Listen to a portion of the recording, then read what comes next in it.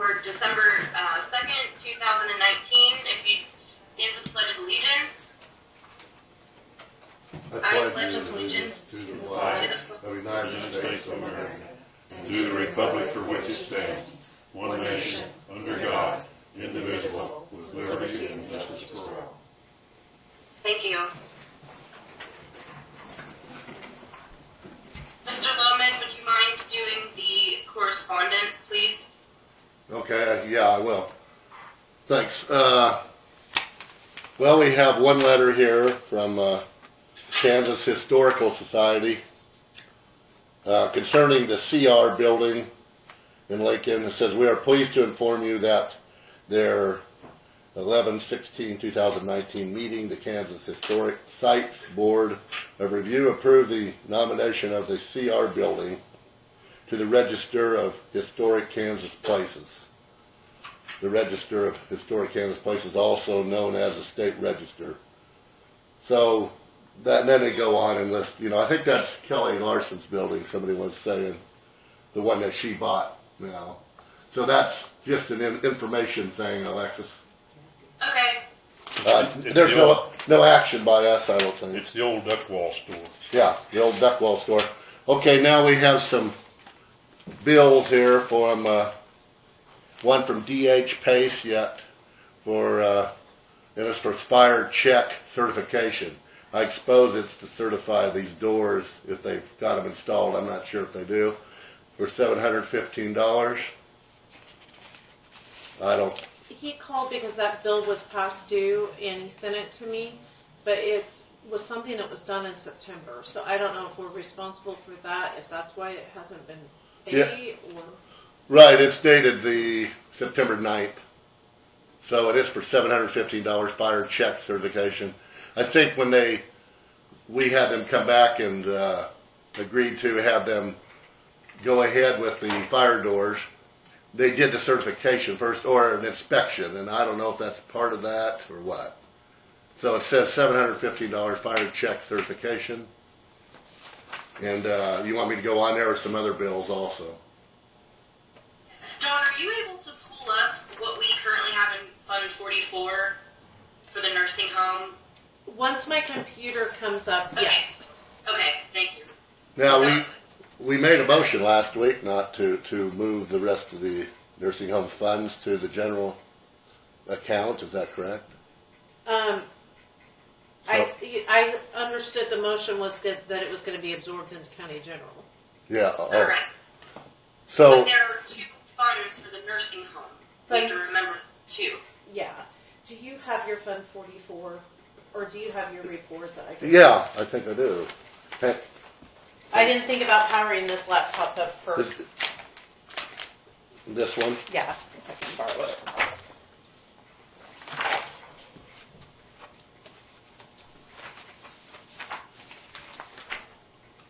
I think we just need to have an idea of where we are financially because we were going to withhold the, what did it come out to be?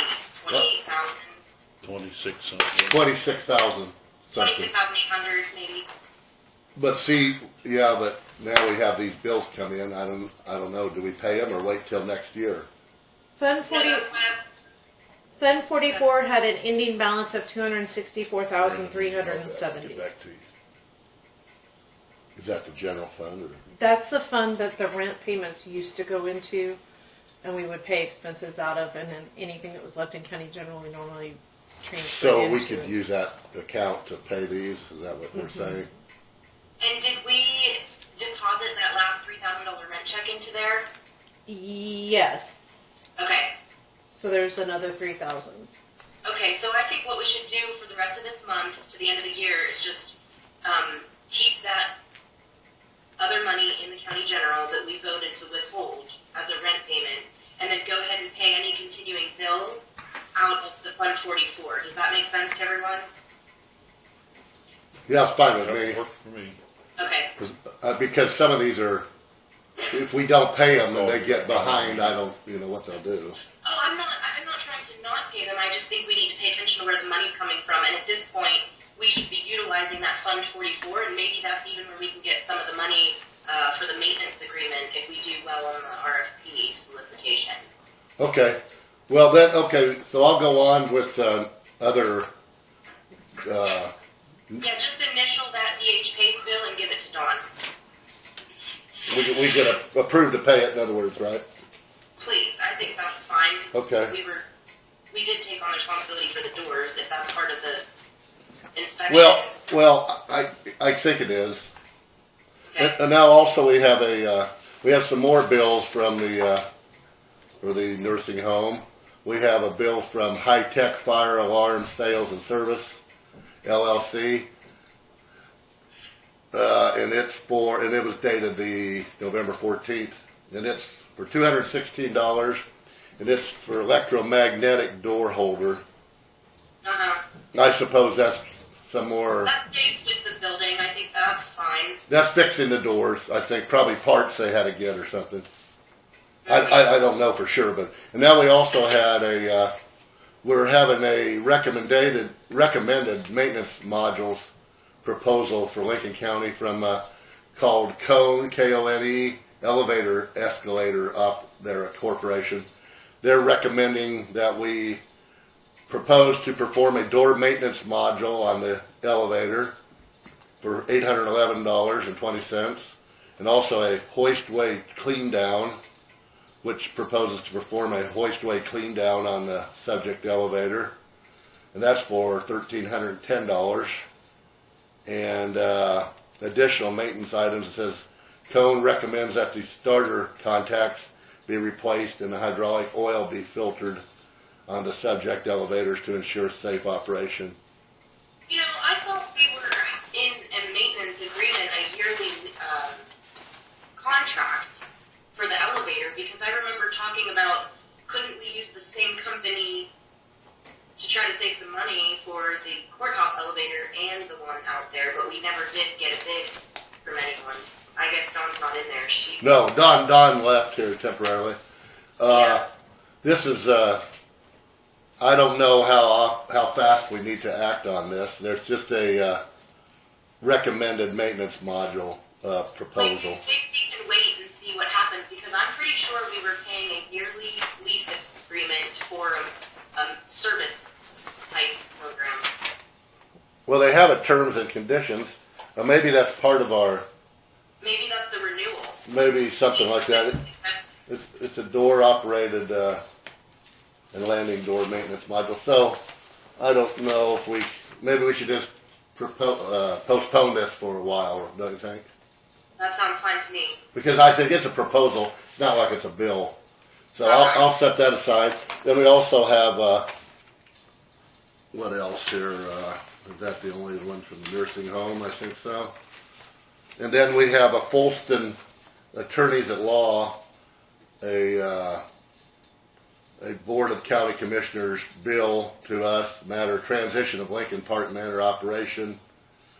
And it was sent to Mrs. O'Hare.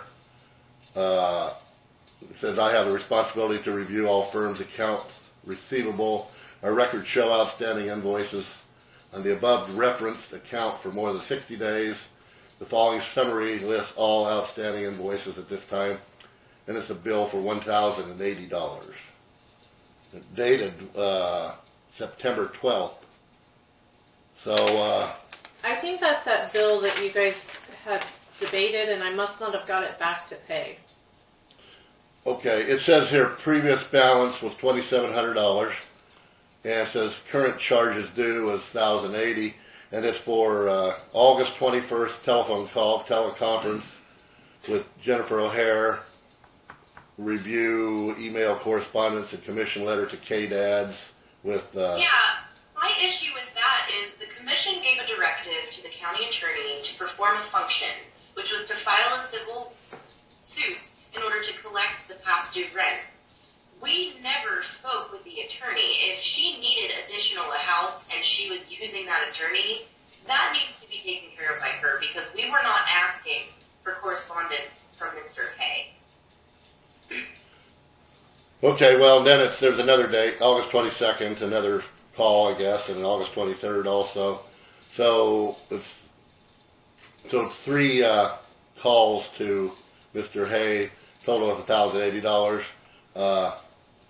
I don't know what you want to do with that. Well, if you remember correctly, when we were dealing with Mr. Hay, we were calling him and we were having conference calls so that we could speak to him directly. If she needed additional information from another attorney for something that we requested, that should be on her budget. Okay, well, I don't know. She initialed it, so I guess she signed off on paying it. I don't know what we'll do. So do you want to wait till you get back next week and we'll review these again? Sure. Okay. So we won't do anything with these right now, Okay. if that's fine with you. Yes, that's fine. Now, the electromagnetic door holder for $216, I will approve that. Is that okay? Or, I mean, you can approve it and I'll sign it. Is that okay? Sure. Okay. Because that's part of the door stuff. Okay, I think that's all we have for mail that I know of. And oh, we have a letter. Oh, this was already went over this with this building. Yes. This is the building. That's just the Kelly Larson building notification. Okay. Okay. Well, it's about 10:16:15 here, Alexis. Okay. I guess we have Mr. Granzow coming here at 10:30. So for right now, we have no further unless Don or I make a motion we approve the minutes as prepared. Okay, yeah, we'll review the minutes. Okay, Don, or I mean, Alexis. Yes. Okay, we'll review Jim made a motion to approve the minutes. And I have also reviewed them at home and,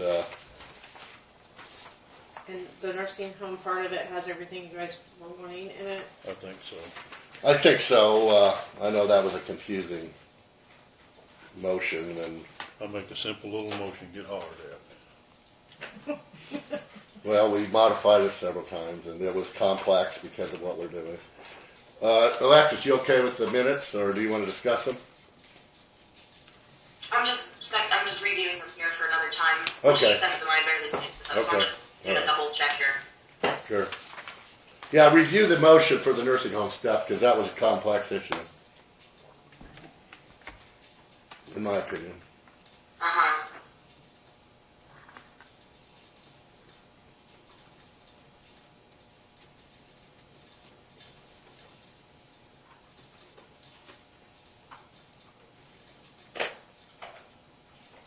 I noticed we say the attached Exhibit B.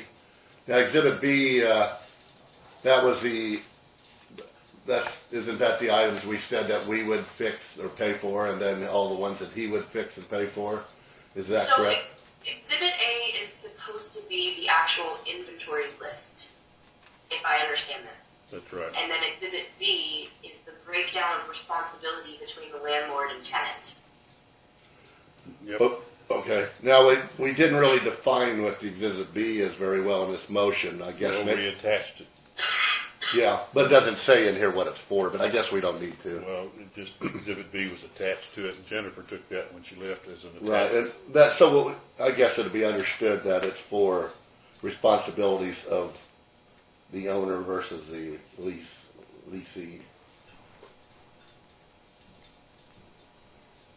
I can add that in parentheses if you want. Well, that would maybe, because if we look at that a couple of years from now, everybody might say, what's this Exhibit B? Of course, you can look at the lease, and then you'll see it. When it's approved, Yeah. yeah. So whatever you want to do, Dawn, it's no problem to me. I have a suggestion. At the end of that, let's add Exhibit B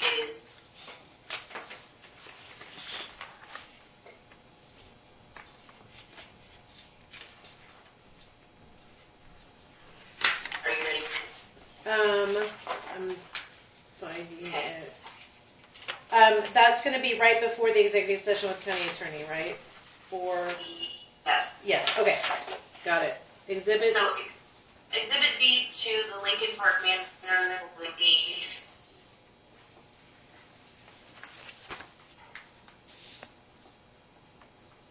is a list of responsibilities for both landlord and tenant.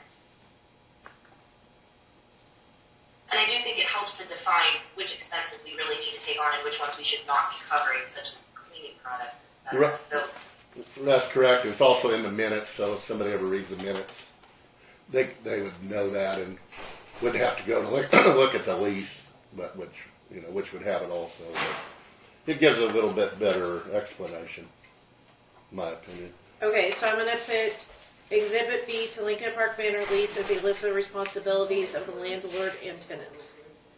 Correct. Okay. That sounds good. Mr. Granzow's in the hall. Okay, well, I'll second, the amended, do you wanna make a motion? You made a motion. I'll make a motion to amend it as you have there. I'll second the amended motion. Alexis, do you have any more discussion? I would just like to read that section just for clarity and make sure that it sounds right. I'm going to read the whole portion of the minutes under the nursing home. The chairman reconvened the meeting to regular session at 4 p.m. with no action taken. The chairman announced the following. The county has budgeted for maintenance of the nursing home facility $180,000 in 2019 and $100,000 in 2020. But we have doubled that, Dawn. Can you see that paragraph? You have that the current. Oh, okay. It's just a typo.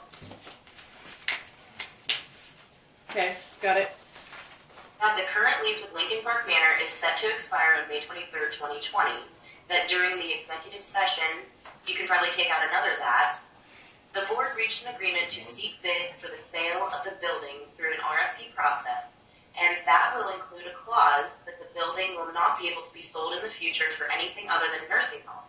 The county will prepare the RFP within 60 days, and the RFP will include a 3-year maintenance agreement. During the executive session, Grace discussed purchases that need made at the county's expense, including the following: installation of a security system, new call system, and installation of a Wonder Guard system. Grace had estimated approximate amount of back rent at $60,000, and you could probably take on another that, Dawn. Okay. Grace had agreed to extend the lease for 6 months to give the county more time to determine a future direction. James Gableman moved to extend the lease between the county and Lincoln Park Manor as is through November 22nd, 2020. And attached Exhibit B to the lease, seconded by me. Motion carried. James Gableman moved to ask the county attorney to prepare an RFP to consider the following things, and instructed the county attorney to provide the following details for the motion. RFP will be prepared and submitted within 60 days. Potential business will have 30 days to respond. Building to be sold is known as Lincoln Park Manor. Will include Exhibit B that will be attached to the extension of the lease agreement. Will include a 3-year maintenance agreement and will include a clause that any future sale of the building will be limited to use as a nursing home, seconded by Randy Wilman. Motion carried. No annual dollar amount was given for the 3-year maintenance agreement. Correct. I just put that as a notation for me, so that way if we get to researching. Absolutely, because that can be determined at a later date depending on what kind of response we get from the RFPs. I moved to reserve the remainder of the 2019 budget line item for Lincoln Park Manor, estimated, and we reduced it to $26,800 from $40,000 to be absorbed by the county to recover a portion of the approximate debt, seconded by James Gableman. Motion carried. And then I moved to amend the motion. Oh, that was just the amendment. Okay. Yeah. And yeah. I wasn't sure how to do that, so I struck it out above, so that way the motion, if ever anybody just grabbed that motion, would have the right dollar. You know what? I actually think that amendment needs to be before you finish the rest of the motion, because it looks like we had a split vote on the amendment, but we didn't. We actually had a split vote on the motion itself. Do you remember that? Oh, okay. So take out the motion carried part. Correct. Take out motion carried, and then put it after the split vote. Okay.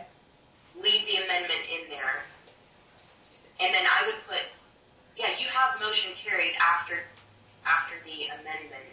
Yeah. So don't show the split vote until after it's finished. There you go. Yeah, just take out the first motion carried. Okay. Because we didn't vote on it. You see what I'm saying? We had to actually the amendment first. Okay.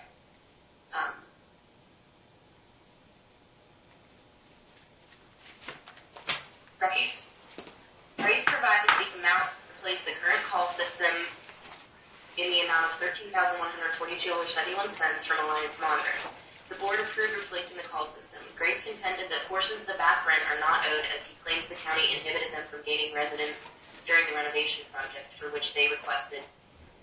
Okay, Dawn, take out 4 because it's the renovation project they requested. Okay.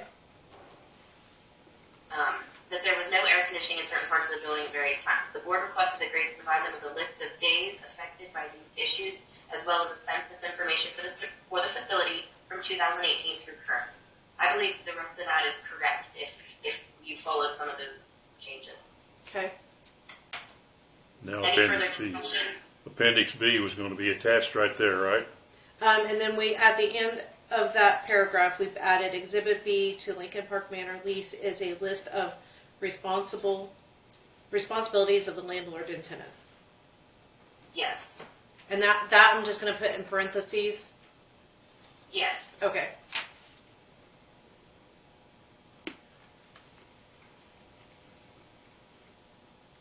That amended motion, those are the amendments. The motion has been made to amend the original motion and seconded by Randy.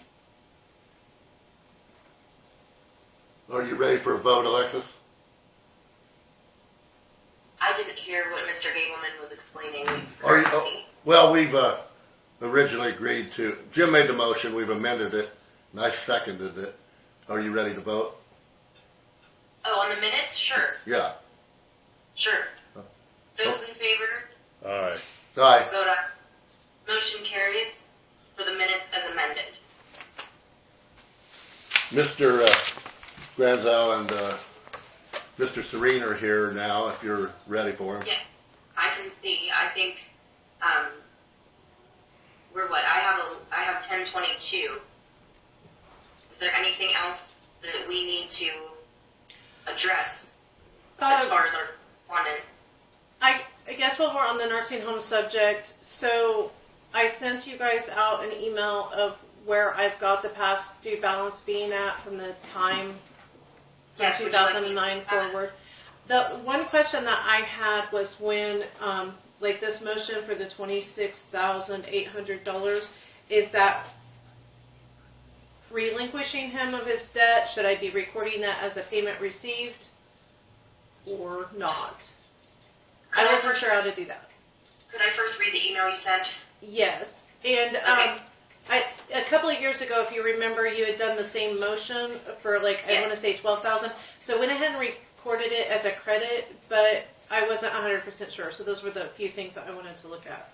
Or Okay, I will read the email from the clerk to the board, and it says attached is what I come up with for a total back rent from 2009 to current, and I do have a couple of questions regarding the intentions. In 2017, the board cut the maintenance fund by $12,250, which was half of the back rent due. I have also attached those minutes for reference. It is under the motion. I believe that by this motion, the back rent should be reduced. Is Mr. Grace responsible for the original purchase of supplies, fixtures, and equipment? This spreadsheet includes them. I think as discussed previously, he is. However, your intentions for back rent only or all debt, as this spreadsheet includes all debt. That's the question. More of a statement. So the lease agreement was modified in December 2017 to include $400 per month for back rent. And that was, I'm saying, as an addition to his actual census requirement for the payment. So from that point forward, I have another column, amount of rent due with the back rent, and a column with just the rent as the back rent is included. If I did not do this, then it looks like Mr. Grace owes $400 a month more than what he actually owes. And I could not find where we withheld anything from the maintenance agreement in 2018. Okay, so I would like to explain for the board who was not here, when the sale happened of Lincoln Park Manor from the previous owner, Kristen Robinson, to the current owner, John Grace, there was about a $25,000 debt. It looks like it would come out to $24,500. And so what happened was Mr. Grace offered to pay half of it, which was $12,250, and he was going to do that in installments of $400 a month. So the board made motion to withhold the other half, which was $12,250, from the total budget that year. And Dawn, did that get absorbed into the general fund? Yes. Okay, so I do believe that should reduce the total amount, but remember, we have to count the total amount owing if purchased. So from that point forward, he was going to add $400 in payments every month on top of the rent.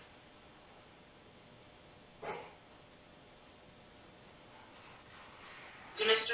Gableman and Mr. Lohman have access to the spreadsheet you did? Did you guys get that printed out, or? Well, Don emailed it to us. I reviewed it I haven't printed it out. I'd say I didn't print it out. I will print it out and then we can That's always okay. come back. I don't have copies here, do you, Jim? No. That's okay. We can clarify later, but I think we just need to all be on the same page. That $12,250, since it was never paid, did he make any payments on that $400? Yes, just a few. A few. I want to say a couple. You can kind of see where I added the second column in, and you can, so the dollar amounts that is like 3,500 and it says 3,900. Those payments were actually 3,900 for the $400 payment.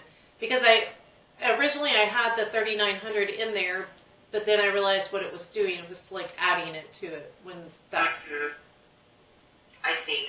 So I think for our accounting purposes, it may just be a better choice to put down the original $12,250 as debt, deduct his several $400 payments from that, come up with a new balance as prior debt, add that to the current debt, and then reduce that by the $26,800. Does that make sense? Okay. I think that's the best way to keep it straight for our record keeping. Then we can go back to monthly payments, monthly balance due versus monthly payments. Okay. Because the way you have it on the spreadsheet, it's fine if you understand what the agreements were. But if we don't have that on paper, maybe we could just have a total debt. And if there is to be a negotiation for a sale, that would obviously be included as part of the discussion. Does that make sense? Yes. Okay. Mr. Gable and Mr. Lohman, did you have any questions about that? Do you understand that process that we did prior to you being on the board? Yeah, we'll study it more when we get the spreadsheet and stuff, but I think it's fairly straightforward. I understand what you're saying.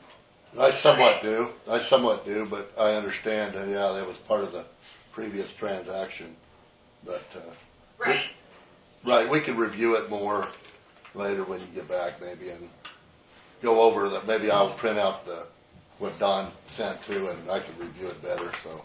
Well, and I did it in Excel, so that way all we just have to do is adjust the numbers or break the sheet and start all over as far as everything's there, so we just have to change the calculations. Okay, you ready for us? Well, and I think the most important part is to understand that we have an estimated amount coming in every month based on the census. But we still have a debt that has been unpaid. And in addition to that, we have Fund 44 where we have collected the rent. So we really need to look at all of that as we set up the RFP. Okay.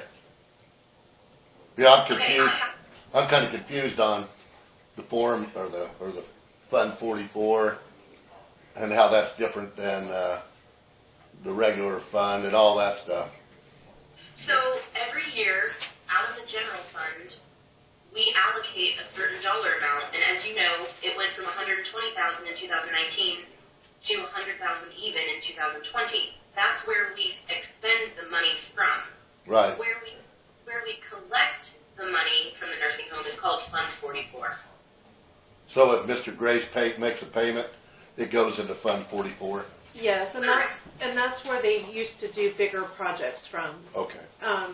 And kind of put the money back into the facility. Okay. We used to never have the county general maintenance agreement, but then the rent wasn't coming in Okay. So they started levying the money in And since I've been here, we've been paying the bills out of just the regular county general. county general. I thought we had, which is, and we budgeted, the nursing home 120, and that's come out of that. You line item that, but it's still out of county general. Correct. Okay. And then if you had a bigger project, like I think Okay. we paid for the architect out of the Fund 44. Okay. Well, Alexis, should we move on, Mr. Granzow? Yes, I have 10:30 right now. Okay. And they're here, and so welcome you guys, Thank you. Mr. Serene and Mr. Granzow. Thank you. And Alexis is obviously She's Yes, Skyping. hello. on site, so. Right, somewhere. Yes. I had talked to my board at our last board meeting about a couple of things. A number of things involving the county commission, and asked permission to come up here today to continue that discussion. I have a couple of things here. I'm going to start off with a request that I got on October 31st. It was sent to me from an email account called lccommission@lincolncokansas.org. The commission has approved a motion to require the hospital to provide the following documents to the commission immediately: all contracts with providers, all contracts with service companies, financial records for billing write-offs, non-HIPAA information for the past 2 years. There are a couple of things here, and I discussed this with my board before trying to come back and discuss this with the county commissioners. I acknowledge request. I acknowledge the email. I think I sent that on, November the 1st and some things of that nature. As you know, under the Kansas Open Records Act, we are able to bill for our time, supplies, and efforts to fulfill your request. If we find that request too burdensome, we can deny the request. My initial thing, since you are the county commissioners and we are a county hospital, was to try to honor the request you had made. A preliminary estimate based on identifying and tracking down all of these contracts, I think it's going to take two of us, which is be myself and Tanya Seitz, about 80 hours to do that, and then our attorney has requested that he review all of the documents we propose sending you prior to sending them to you. We would also be looking at payment for those documents and our work prior to delivery of those documents. My initial estimate is that this is going to probably cost the county a little over $12,000, might go as high as $15,000 by the time we get into it with all of that. So before proceeding with that, I wanted to make sure if you knew the preliminary cost, if you still wish to proceed on requesting all those documents. Alexis, do you have any input? Yes, I'm looking at my emails here.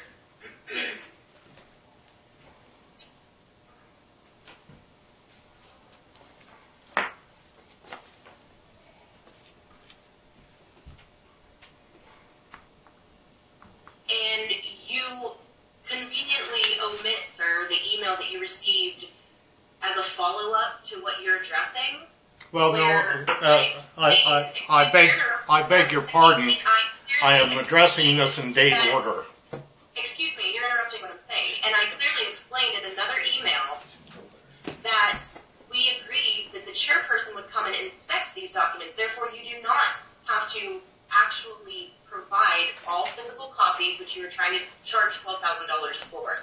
In this same email correspondence, I have it in front of me, I said that please give the earliest time I can come as the chairperson inspect these documents in person, which will not require you to spend more of our money on attorneys or copies. And you failed to reply to that, and now you're coming before the board saying that you are wishing to charge a certain dollar amount. And I told you at the board meeting, at the hospital board meeting, that we had amended this request.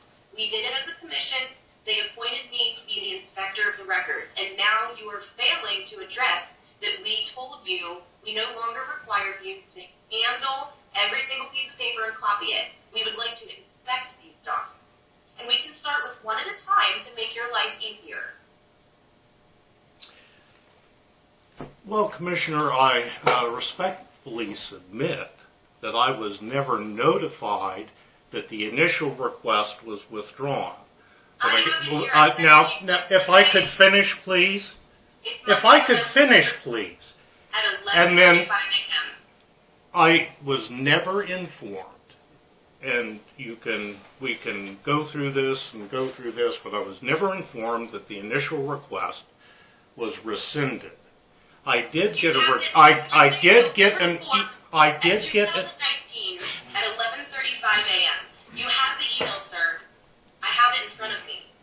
Yes, and it's 11:35 a.m.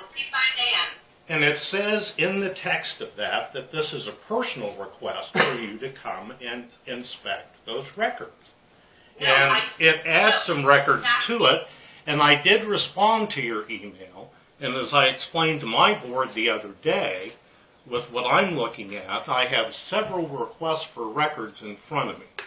I'm taking them in date order from the one sent on October 31st. I never got an email from anyone rescinding this initial request. I got a follow-up request that said you wanted to personally inspect some of the documents and some other billing records.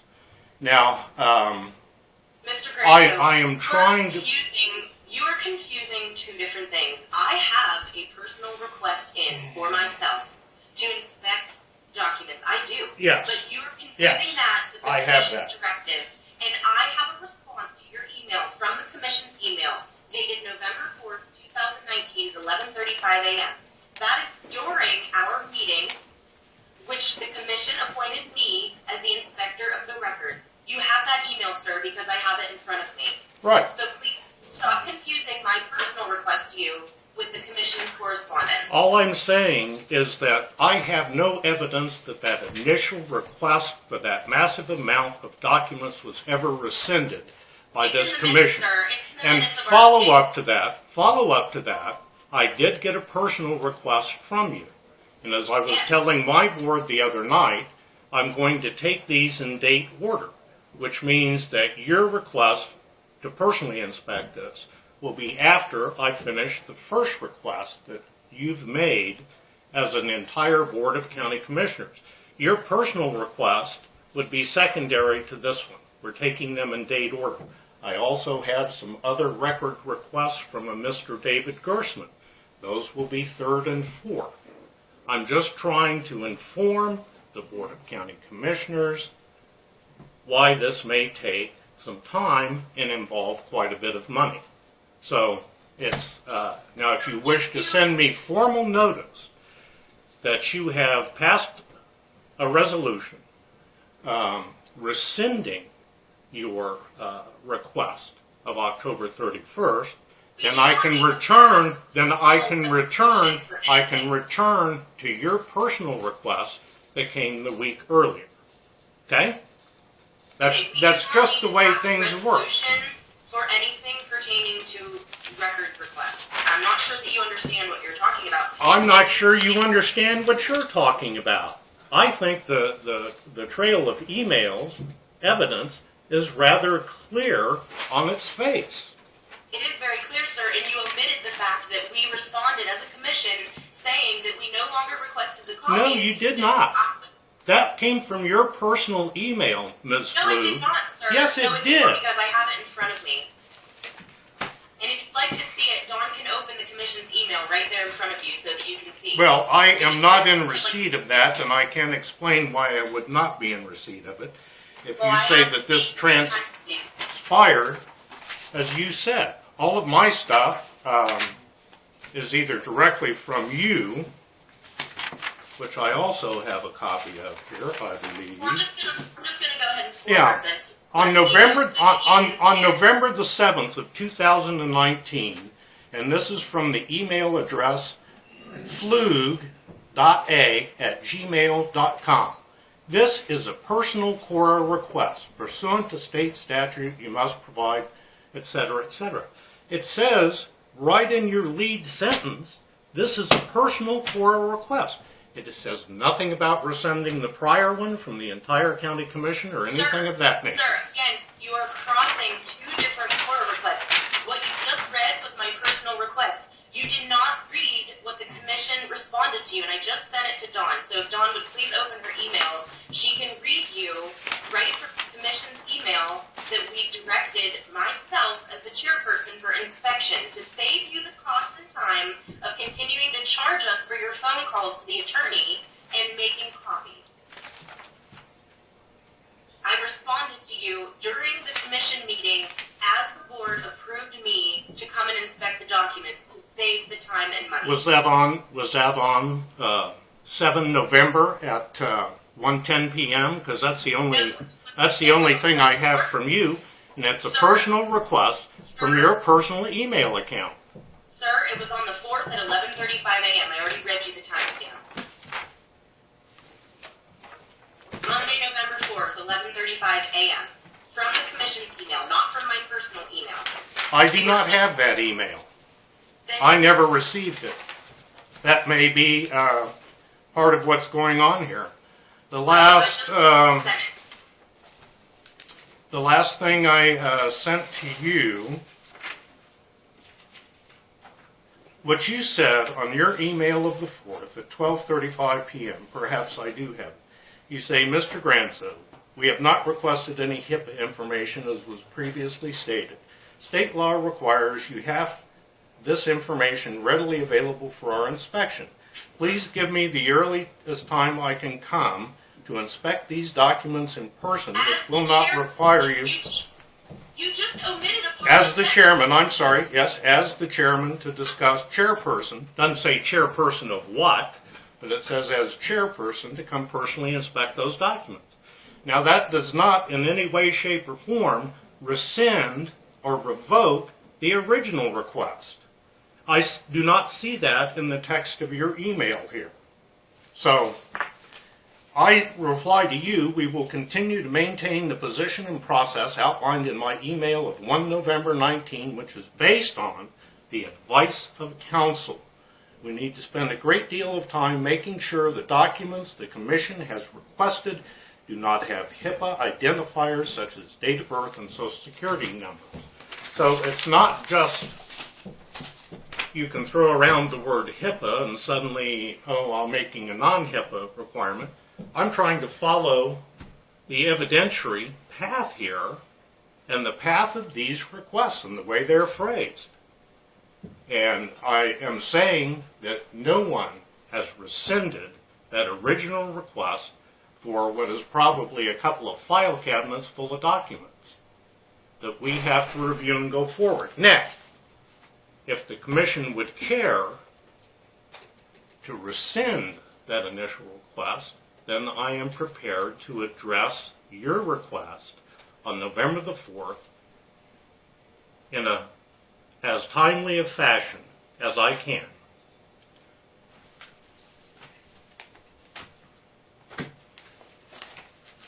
During the meeting on November 4th, which was a Monday at 11:35 a.m., when I sent you the email from the Commission's email, sir, the board appointed me to inspect the records that we had requested, and that is the correspondence that I gave you from the Commission's email. Now, in addition to that, I failed to see that. You may have a recollection of what you think transpired during that meeting, but I don't see any of that in your email of November the 4th.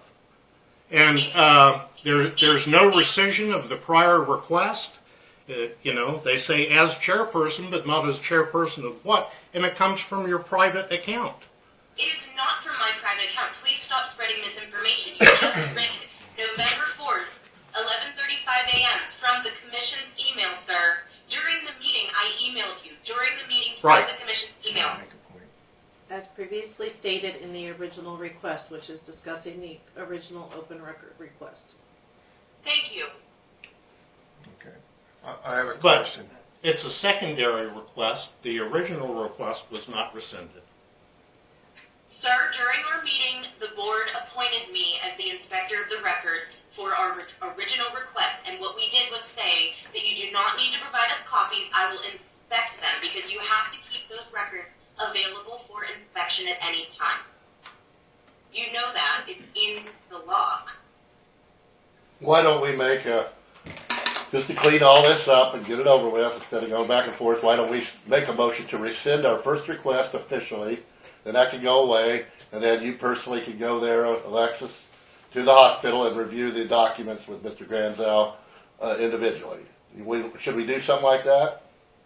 Sure. Yeah. I will do whatever the board. Well, then we could get over this back and forth, who did what when with what emails and so forth. So I'll make a motion to rescind the original request, that you do all this work with all these documents with the attorneys. I don't know what that one original date was or whatever. But, 31 October. How about you say rescind the original Cora request? okay, I make a motion to rescind the original Cora request. And that the 4 November request that refers to the previous request, it is understood that that previous request was a 31 October because that lists the items that we want to look at. Well, but the items listed by Mrs. Flug in the November the 4th email changed. That is absolutely untrue, and you are again convoluting my personal request to you, which I can do as a citizen or anyone else, and you're convoluting it with the request from the board. So please stop. The original Cora request from the board has never changed, except we told you we would inspect the records instead of request them to be copied and printed out. But that may be Alexis, but let's get over all this and move on. Let's rescind the original request, then you can go there to the hospital and inspect individually. Well, I will maintain it is not at all clear what you're requesting. What was that, October- Alexis? In the October, I second Randy's motion to rescind the original Cora request. is the October 31 clear then as to what records we want? Well, Alexis will review whatever we gave her the authority to just physically go over there and review like one at a time or whatever on this last motion, didn't we? What last week? records are you going to review is what I'm asking. That's what I'm asking. Does the 31 October message indicate what records we want to look at? It says Yes, all sir. provider contracts. But what do you mean by all provider contracts? Does that mean contracts with radiologists, pathologists, other specialists that we have out there? Those are provider contracts. That was the idea. How many contracts do you have? I haven't done a count recently, but it's going to be, again, this is going to take time and effort. I can require payment for our time and effort, even if you come to review the records. Getting the records for your review takes time from personnel to assemble all of that and get it, put it in a place where it's secure, allow you to come in,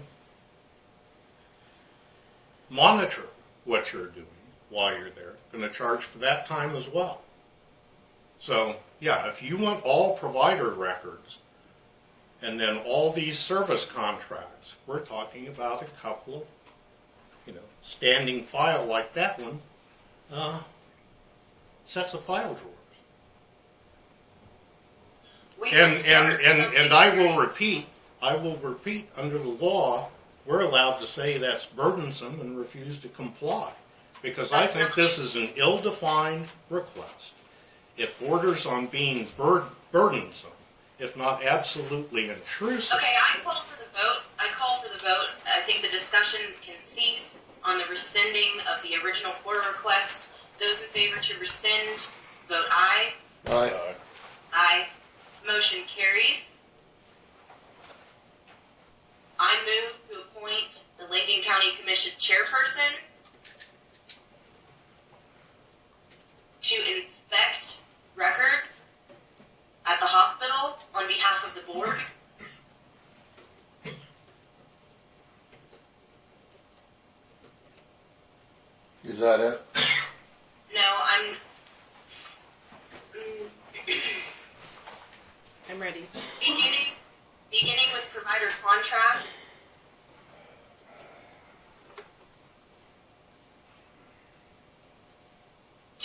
specified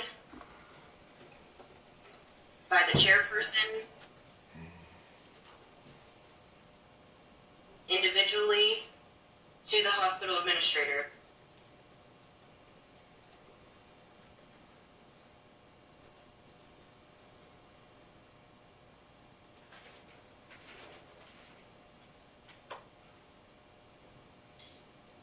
I would call for a second on that motion, and I will discuss. I will second the motion. Okay, so I'd like to clarify. What I'm trying to do is appoint myself to be able to inspect these documents. Any of the ones that the board has already given permission, because those are open records. So that includes provider contracts, and the other things we wanted to see were the write-off records, to see what kind of numbers we were dealing with the yearly write-offs, and we had only requested 2 years prior. So what I would like to do is I will just start with the provider contracts. I'll make it simple. I'll request one at a time. I happen to know that Mr. Granzow's response to the provider contracts for the clinic, I can start there. It shouldn't take any time for him to pull out something he's already done for the last person who inspected them. And who would that have been? It would be your doctor's CHIMA. No, who had already inspected them? You have already responded to a core request for those contracts to a public person, to a citizen.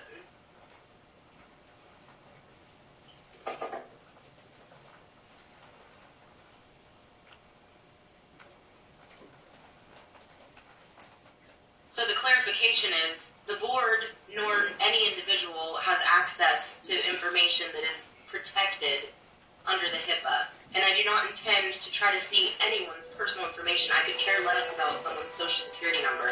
I would like to see the terms of the contract with the hospital as far as the rate of pay and the length of contract and the details therein. And I will start with one set of contracts, which are for the clinics and the providers of the clinics. And after that one is inspected and I bring it to the board, I will request another one.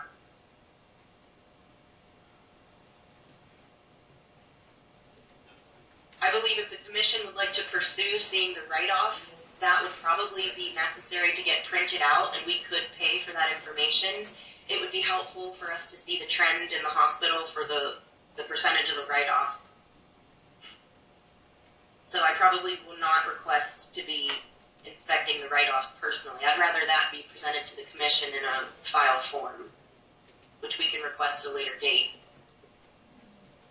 So I will call for a vote on my ability to inspect, starting with the contracts. Those in favor vote aye. Aye. Aye. Any opposed? Motion carries.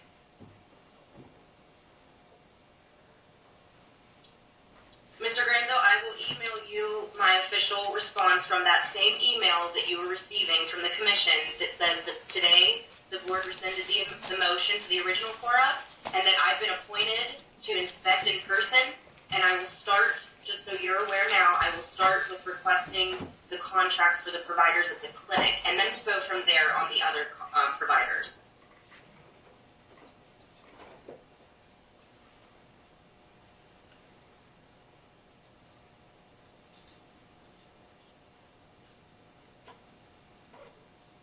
Okay, you had was that your?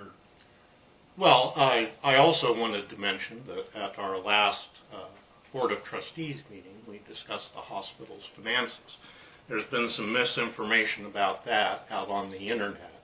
Contrary to what's been written out there, we are able to make payroll. And so I think that's something that I wanted to share publicly, because it's been publicized by a member of this commission that we would not make payroll. And I would like to put the lie to that. And that it's that kind of misinformation out in the public that does a great disservice, not only to this county and our hospital, but the entire community. We just don't need that kind of thing being bandied about. Are we trying to manage our financial situation aggressively? Yes. But we are able to make payroll. And it was explicitly said that we wouldn't be making payroll because my people started getting phone calls on it from the public in this county.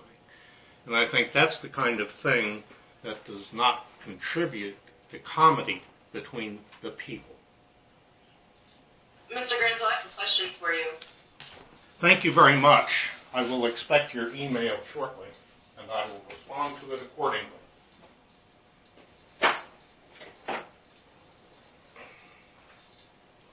Mr. Granzow has left the table. Okay. What's our next item on the agenda? Can I make a comment? Yes, go ahead. Randy, you've made comments several times at the board meeting about our contract nursing. And I had a thought over the last weekend or so that maybe the commission could set up a scholarship for nursing. Take it out of the Wind Tower Fund and help out with our nursing situation. I think that's a viable option. And also I think a scholarship, if you would maybe give one to North Central Kansas Voc Tech for heavy equipment operators, since I haven't seen a motor grader operator since before harvest. Okay. Mr. Serene, Thank you. Mr. Serene, I have a question. What's that? Where are we in the process for your board searching for a new replacement administrator for the hospital? I'm glad you brought that up, Alexis. We've interviewed 4 candidates, and I don't think the people in this county realize what a bargain we got, because the next administrator is going to cost us twice as much money as what it's costing us now. Thank you.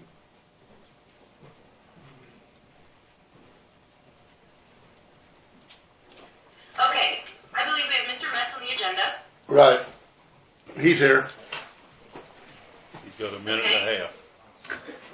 We'll be quick. Hello, you guys. How you doing? Craig? We're doing fine.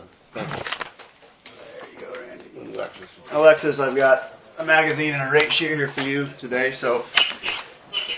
we are here on behalf of the Lincoln Area Chamber of Commerce to essentially inquire of the county's interest in purchasing an ad in the new Live Lincoln County magazine. You have been a previous subscriber before. We're very excited about the new magazine. We've been working in conjunction with Economic Development. It's a little bit of a different setup now. Sorry, it's a phone. I don't know if apparently we I dropped forgot to off put or it what down. happened. No, it's fine. Start talking money and she goes away. I understand. Oh, that's as low as it goes. Sorry. Okay, we'll save that. Are you still with us, Alexis? Yep. Okay. Yes. The other phone went off and started buzzing. I mean, I didn't know if we lost you or what. I could hear it. Okay. Go ahead, Jim. Sorry. Sure. I was just saying that we're working in conjunction with Economic Development on the magazine this year. In previous editions, it had been 1660 Publishing who had done the ad sales. However, the Chamber Board has kind of taken upon that task as a project for our own, and I think the county should be involved in this. It's the 150th year of the county next year, and this has been, I would say, one of the best accomplishments as far as putting out what Lincoln County has to offer our citizens, our businesses, all our entities. I provided a rate sheet in there where you guys can look through that, and I didn't get this to Don in advance, so I know you probably haven't had a chance to look through it. So, you guys feel free to discuss any questions that come up. We have a soft deadline of sometime this month, but as far as the content, should you choose to do an ad, you'd work with Becky Rathman and Chris Heinze in regards to what you'd want to have in your ad. May I interject? You may. I believe last time we listed the different departments of the county and then the different employment opportunities for each department. Is that right? I believe it was a factual. Let me open 36. It was statistics. So, Lincoln County, did you know, cost of living, median household income, things of that nature. Maybe that was two editions ago then. Huh. I believe I remember one we did with the jobs. So that must be 2 times ago. There was a blurb about jobs just to go to the Live Lincoln County website to see available job opportunities. So it was a full page. Nice picture. What is the cost for full page? $985 if you're a, That's a 2-page. Full page is $7.15. oh. Yeah, That's right. okay. That we're doing a 10% discount as well for chamber members, which the county is a chamber member. So which one is these then? Major advertiser? You would have been, I believe, a major advertiser. So What's a feature advertiser? that's 2 pages. Oh, 2. 2 pages will be feature, and One page is $715 for a charter member, chamber member, $795 for a non-chamber member, Alexis. Okay. So I think 2 editions ago, we listed all the different departments in the county, and then last time we must have just done that statistical breakdown. So we could think of something to put in there, something different.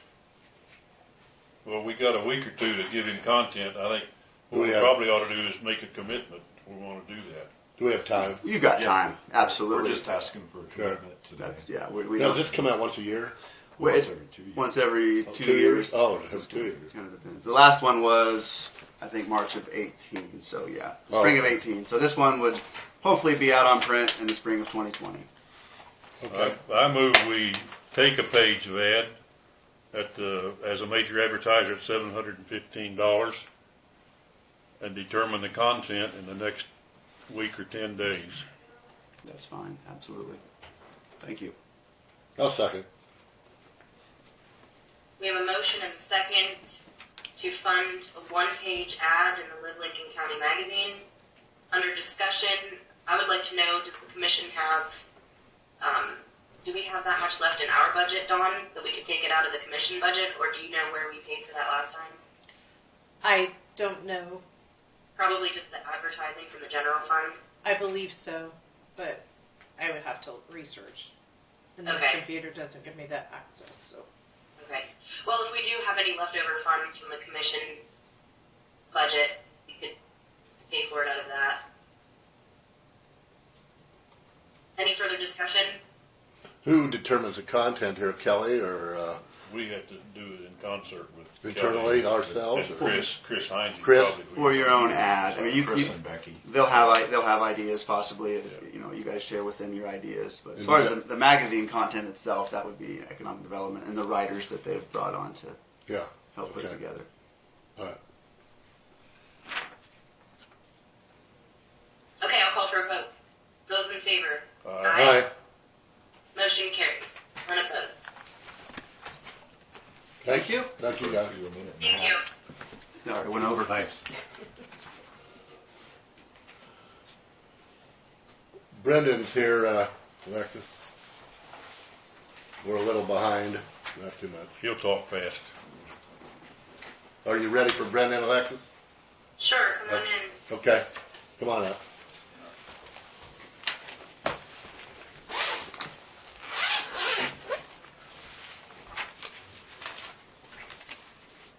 So there's a few items that were important. The excavator that we received it last Wednesday.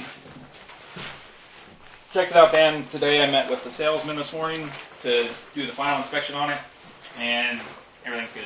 It's a lot better shape than I was even expecting based off the pictures. The interior, there's no damage to the interior, which generally if you have an excavator and you have an operator that smokes in it, the seats burn because the asphalt right between their legs. No holes. In the back of the house, there is a little fresh paint or newer paint from a few years ago on there, but it's not smashed in like you find on excavators. It's been very well cared for. It just hasn't been used. We've been working on it, greased everything up, checking all the oils and everything, and moving it around there. It needs nothing. It seems to operate well. Huh? Good. Oh yeah, it's half the price of a brand new one. Right, good. They were hoping that they thought last Wednesday was our end of month in order to get payment sent out. They were hoping that since the commission had approved the purchase of it, that they could issue a special payment mid-month or before that. I'm almost sure we paid it, didn't we hold it? Or was that Kendall? That was Kenworth's. Kenworth's we held. We didn't receive this till Wednesday. Okay.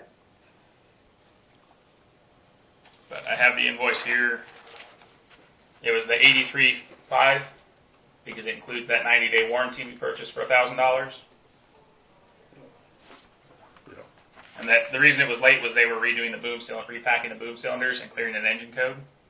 And boom cylinders you repack every 3,000 to 5,000 hours generally, and that has 3,000 hours on it. So the fact that they repacked them before sending it out to us was a big positive in my book. That Yeah. it wasn't something they were hoping to get away. Yeah. We moved it around. I made sure to spin the turret all the way around to see if I could hear anything. Nothing. I checked on it over this weekend when the temperature got cold to see if there was any oil spots anywhere on it. There was nothing. And it's been well cared for because the salesman said they didn't clean it or anything, and there's no oil spots inside anywhere on it. So we got lucky. Now, when that needs maintenance and service, who does that? The Boyd outfit? Beloit could do some of it. Or would you take it to? We wouldn't take it anywhere. You can do it yourself? We can do a lot of it ourselves, the major things. Okay. Van Keppel, the Volvo dealer, we would either take. If it's something we could take off to bring to them, Yeah. we would do that. Hopefully at we the same cost. won't have that. I'm No, just curious in the future. Okay. Or they would send a technician out to work on it if it Okay. was a major issue. But looking at the shape of the machine and how it operated, I don't foresee any major issues. It's just, it hasn't been used. No problems, unexpected problems loading and taking it off of our equipment. No. So And the tracks, all the idlers moved. The tracks were in good shape. The teeth on the sprockets were good. It's, Yeah, are you going to go into some procedure to train some individuals in the highway Yes. department to operate it? And, Yep. Yeah, and And everybody or only a certain few? Or we're going to start out with just the bridge crew, the people that just will the be bridge using crew it. people? Yeah, okay. Because that would, it's basically for the bridge crew, Okay. for putting in culverts, bridges, things like that. All right. The wheeled one would be for the tree trimming that we would do. what other attachments have you got besides the 42-inch bucket?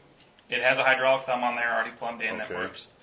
We're going to be looking into measuring the pin size. It matches up with our John Deere. Yeah. I have to see if the placement's the same, because then we can utilize some of the equipment from the John Deere. If not, we'll get what you call a manual quick coupler Yeah. machined, and then you can reuse, be able to reuse all of our John Deere attachments on this. But I haven't had a chance to do measurements other than pin size, which were correct. Have we got the stuff you need to do pilings right now? Or The that's piling was an additional You'd piece, have to get it. but this has the hydraulics plumbed for it. Yeah, so, but we'll have to get the piling driver thing Correct. eventually. What do those things cost?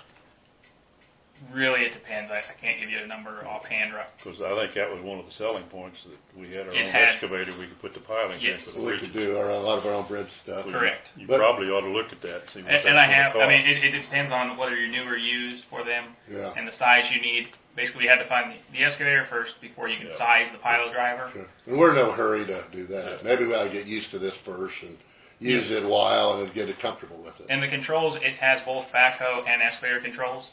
It's not like the John Deere where you have to reroute hoses. It is you open the side door of the cab and you move a switch over it.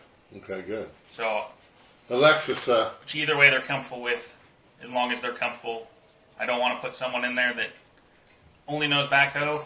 They can learn excavator, that's fine. I'd like them to learn that too. But when they're doing their work, I don't care what mode they're in. I want them to feel safe. Because if something goes wrong, yeah, well, always be They're- safe. Let them they'll go back to what they're used to, and Let if them it's a different practice out in a way. big open field out there where And they that's what can't we're hurt doing. anything. But that's part of the training program you got, so that's not really an Yep. issue. Alexis, we have, Brendan gave me the bill from Van Keppel for $83,500. Do we want to, I know we authorized it ready, you want me to initial it, to sign, say to pay it, or? What he's asking Oh. you to do is pay it at mid-month because I'm not authorized to release any checks at Okay. mid-month, but utility bills and fuel, so. So not do it, don't do it today. Well, then. so you guys need to tell me if it's okay to pay it mid-month or not. They're hoping to get it in by the end of the month so they can pay the outfit they purchased The from them. mid-month would be like next week, really, It'd right? be normally around the 10th or 15th the, or- yeah, between the 10th and the 15th, we have a bill that has to be in to Texas. And you have that in your budget, Yeah. yeah. Yep. Alexis, Go ahead, Alexis, I'm sorry. What line item? It'd be the capital expenditure. Okay. I think the board can just give approval for Dawn to send a check. We've already approved the purchase, so Right, mid-month is fine with me. Good, go. You want us to sign this to No. initial it? But You give want it to that me. back? There you go. Yeah. is there any opposition? No. Okay, then we're good. And then I spoke with the salesman today. He is having extra keys because we only have the one key Okay. shipped to us, and the owner's operator's manual and service manual printed off and sent to us as well. So we'll have Yep. everything all but excavators and excavators, just sometimes they have different symbols for different things. So that way we know what we're doing and not just playing hitting buttons. Okay, good. And then I went to IBT when we went and picked up our truck from Kenworth last Wednesday to get bearing quotes for the grid roller, the big one that was been sitting outside my office window, I guess for a couple of years before I got there.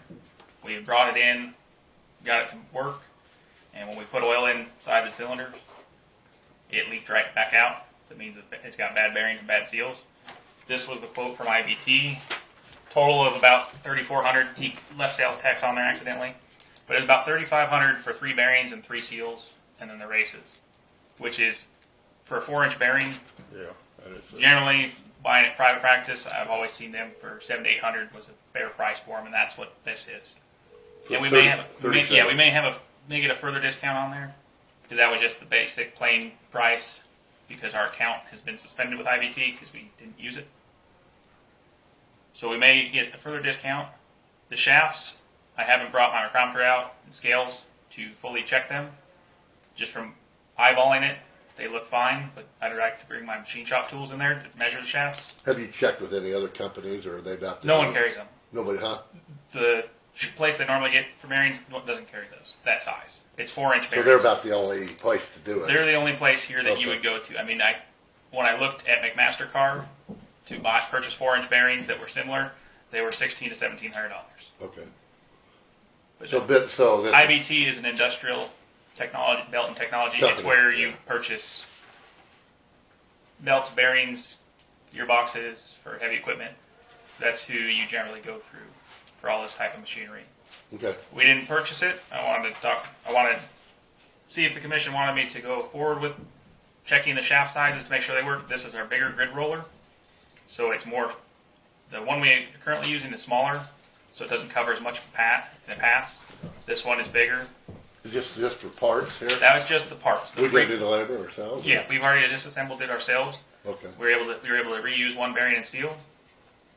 The other ones were bad, locked up, were broken. Well, and then say they're A four- expensive, aren't they? $785 for a bearing. Well, a 4-inch roller bearing, That's a the big shaft bearing. is 4 inches. I know. So the bearing is a foot. I know. I bought combine bearings for big ones, and I know what they cost. Yeah. This is a lot bigger yet. Okay. No, I have no problem. So, I- Alexis, do you have any question about this? It's for 3,700 bearings, It'd be basically. 34 because there's tax on there, and Oh, I'll okay. talk with them to see if Okay. they applied all government discounts that they can to that price. 3,400. Do you have any questions? No. I don't either. I think we should go ahead. Sounds good. You want me to initial this, or just approve it, or what? I still have to talk to them, and I want to measure Okay. shafts first before. You're not ready yet. No, Okay. just to let you know that we are working on it. Yeah, we want that grid roller working because We agree in principle, how's that? Okay.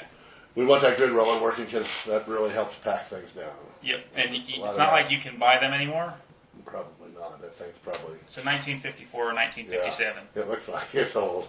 Okay. You can't purchase them anymore. What you end up having to buy is a piece of equipment that has that as the front wheel of it. So we could spend $5,000 to $10,000. $10,000 making everything brand new on it. I don't think we need that. We spend about $5,000 and put our own labor into it. Okay. We would have a machine that would cost us $225,000. Yeah, we don't want to do that. No. Not if we can avoid it. But the only thing that wears out on those is the bearings.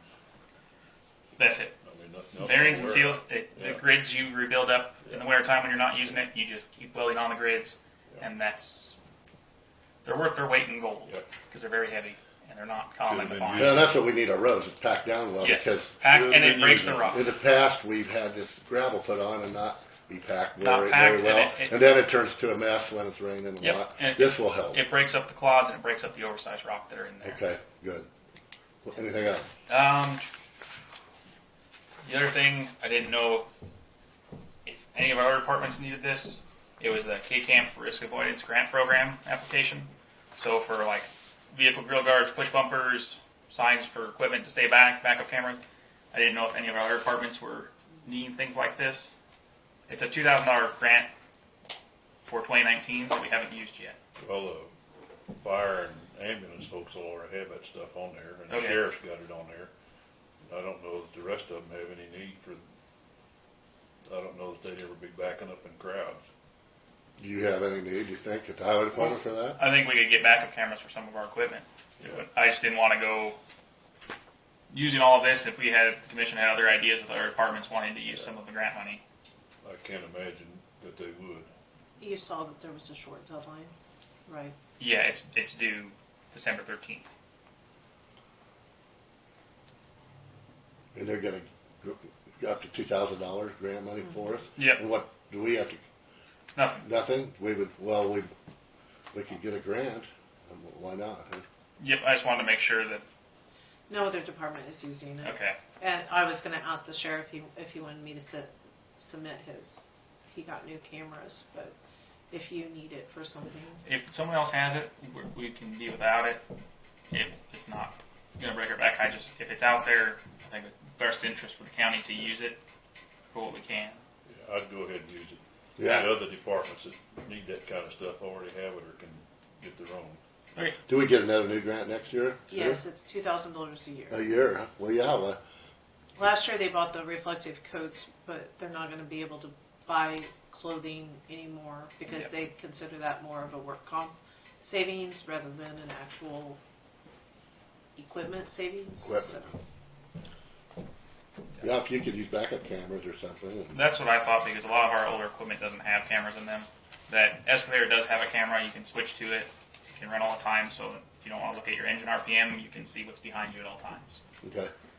That was a nice feature that it wasn't stock on that. That company that purchased it must have had it put in special. Then the Spillman Creek, still waiting to hear back from them. They were gone for the holidays. Wally or? No, the engineer from the gas company. Oh, engineer, He was okay. gone for the holidays, so he hasn't got back to me yet. But All right. That's, If that's they can move covering that. Sensor line. covering it or Whatever. what they're cost gonna it would do. be to move it. Yeah, gotcha. I forgot the pictures at the office. I had taken pictures for you. Thought it hadn't moved more. That crack that we had originally shown you when I started is now 3 to 4 feet lower. Well, I know that bridge It's is, got it's I know that bridge isn't Okay. safe. We obviously gotta do something to fix that, yeah. Just, and I guess we decide on the road through Wally's land. So Wally is, If we can get he that, can go with any option you have. I told him it probably was gonna be the middle option, yeah. and he's perfectly happy with that. Okay. hopefully we can limit the expense for the gas line stuff. And that's why once they give me their options, I'll put together cost options for our department so we can see what is the most cost effective Right, for us to bring to you. okay. Then I don't have anything that I can think of at the moment. I didn't know if anyone else, if there's anything you guys had for us. Well, I noticed we had that little rain, so the roads are pretty sloppy. Yep, so they're out there on the roads. They were going to be working on 50th And today, some but we people- got the rain. Some guys are in my district are complaining they're not getting a grader very often, so maybe you could Okay. address that, please. You can have my grader. I don't want him out at my place anyway. Nothing east of me, period. In my district there's some people, and also on Apache Road, which is way down south we're just right Yep. right next to the Ellsworth line. There's a complaint there that hasn't been maintained very well. Okay. And then right off of Highway 14 going west. Yep. That's all I have. Okay. Alexis, you have anything for Brendan? I had about that area, Union and then 50th north from there. Yep, it did track up, I've heard, from all the moisture. So when the ground starts to freeze like it has, it doesn't absorb the water and moisture. So it kind of sits on roadways. It's generally something that happens this time of year, and then springtime when everything starts thawing out and raining. They're on it now. That's who is going to be working on our 50th road project. I told them to hold off on that. We have the moisture. We need to fix the roads and get the roads bladed. Okay. So they were headed up there to fix that. I told them to hold off getting the tires in. One of those graders was supposed to have tires put on it today. We were waiting for valve stems. I changed that to tomorrow so he could get out there and get the road fixed while the moisture's there. Okay. I actually was not home on Thanksgiving, but I got a few phone calls. Did they scrape the road coming into Sylvan at all when that flurry came, or what happened that day? On that day, I do not believe so. Did it just sit and then melt, or I wasn't there? So It sat and melted. It wasn't very heavy through here, and it was all gone by that evening. It all kind of 47 or 8 degrees, it just went away. yeah. Everything was wet. Well, It the was road heavy got, wet snow, but the roads got pretty sloppy, Alexis, because it was a slow rain and snow. So then and then right above freezing. So it's sloppy roads everywhere. Everywhere. It's just the way it is. And then we didn't work because Friday, correct? So it was Friday, Saturday, Sunday. yes. Thursday, Friday. Okay. Have you done any more thinking about scheduling, or is your plan to just close everything on Friday, or how is that going to work? As of right now, with the limited employees we have, if we go to a split shift like you suggested, we would lose out of project time because there wouldn't be the personnel there 2 days of the week. We would have bodies there, but they wouldn't be able to complete projects. It's best value for us just to stay together, and then when there are issues on Fridays, like the Friday before we went to 4 days a week, when I was doing interviews, when we had that heavier snow the week before Thanksgiving, I had employees, they came out, they knew that roads needed to be hit, so they had come out. I had one gentleman here come in, skid steer to clean up the areas in Lincoln that we get, and then the outline shops had people come in order to hit their roads. The ones that were here for an hour, hour and a half, it wasn't a heavy snow, but they knew it needed to be done, so they came in. So I guess my question is, do you have intentions in the future, if you need to call people in on Friday, is that all going to be overtime then for the current week? Because if we do 40 hours, anything over that in a particular week is overtime. We can't necessarily have them take off Monday of the following week. And it's something we'll do case by case, whether it's overtime or comp time, like comparable to some other counties that are on the 4 day a week year round.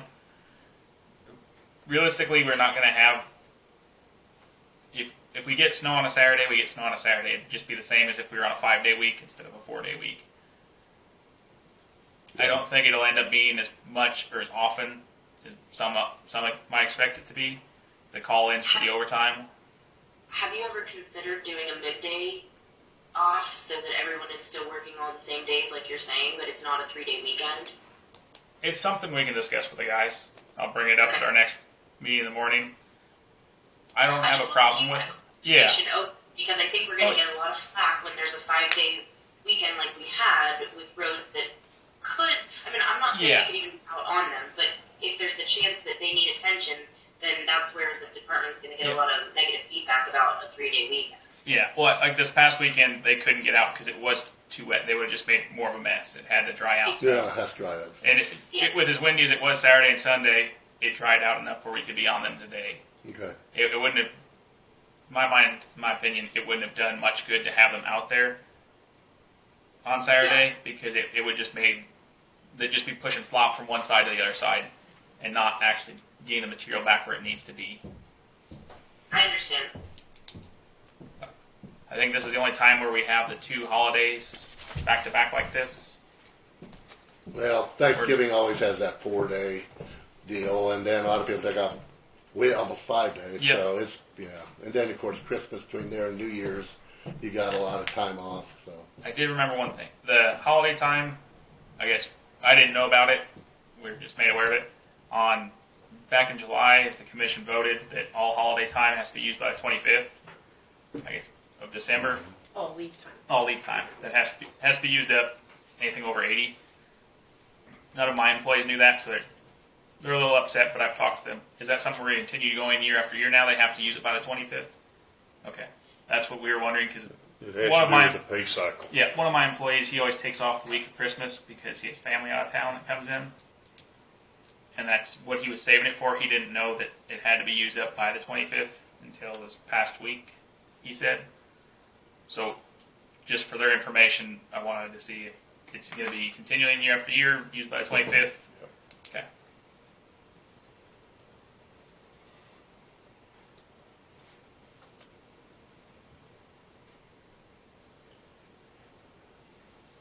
Is there anything else? I don't have anything. Alexis, anything? I don't believe so. I think that's it then. All Thank you. right. Thanks. Can you need me back here later this afternoon? I don't know of anything. Okay. Get someone from my shift on the agenda for this afternoon. I didn't know if I needed to Mr. Krueger's on the agenda at 12:15. Alexis, would you like to have Brendan here also or not? I saw him on the agenda. Obviously, he had requested. I think we need to speak to him as a board, and then Brendan, I will email you from the Okay. commission's email.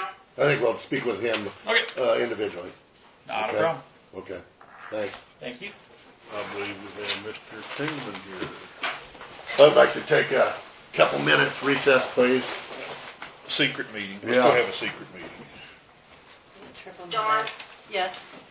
as the active HR, do you have intentions to call an executive session for any employment health related issues, employee health issues? Yes. Okay. I didn't think about getting on the agenda, but I guess. Well, I was just wondering if we're going to kind of combine the session there, or We probably need to talk ahead of time. okay. So, Brendan, maybe you could stay for a minute. Okay, I can do that. I'll use the restroom when they're done with their secret meeting. I have 11:30 now, so we have 11:30 to 12. Is this a proposal, Dawn? I believe that one of the commissioners told Dave at the KAC conference to get on the agenda. Okay, and is this the same person that did our specialty files when we moved the attorney back into the courthouse and moved stuff around with district court? Yes, and if you remember, he provided a bid to replace our cameras here in the courthouse. Was that Last like year? Or do you remember what that number was? I don't remember. I think I don't he think so. provided it last year. I was going to say, I don't even know if I have that.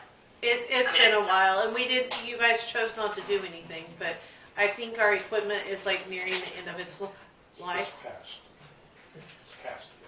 Okay, he's saying it's past. We won't be able to replace it if something fails, or we won't be able to fix it. This comes in with Okay. proposals that are 60 days old. This stuff moves too fast.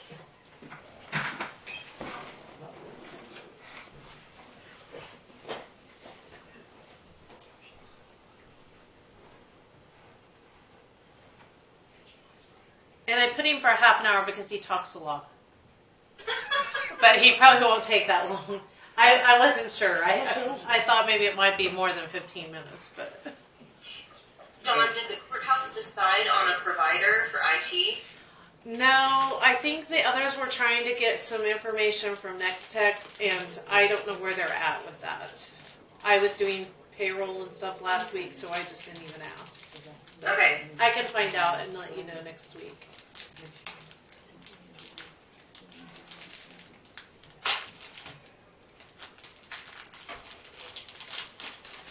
You I can think come up, between Mr. KAC and the What's your name? phones and everything Tangeman? else. Tangeman? Tangeman? I think I met you at the, We Wichita. met at KAC, Right. yes. You stopped by our booth.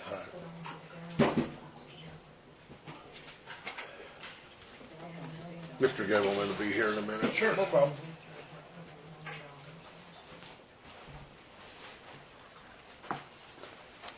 Where are you based out of? Salina, we're out of Salina.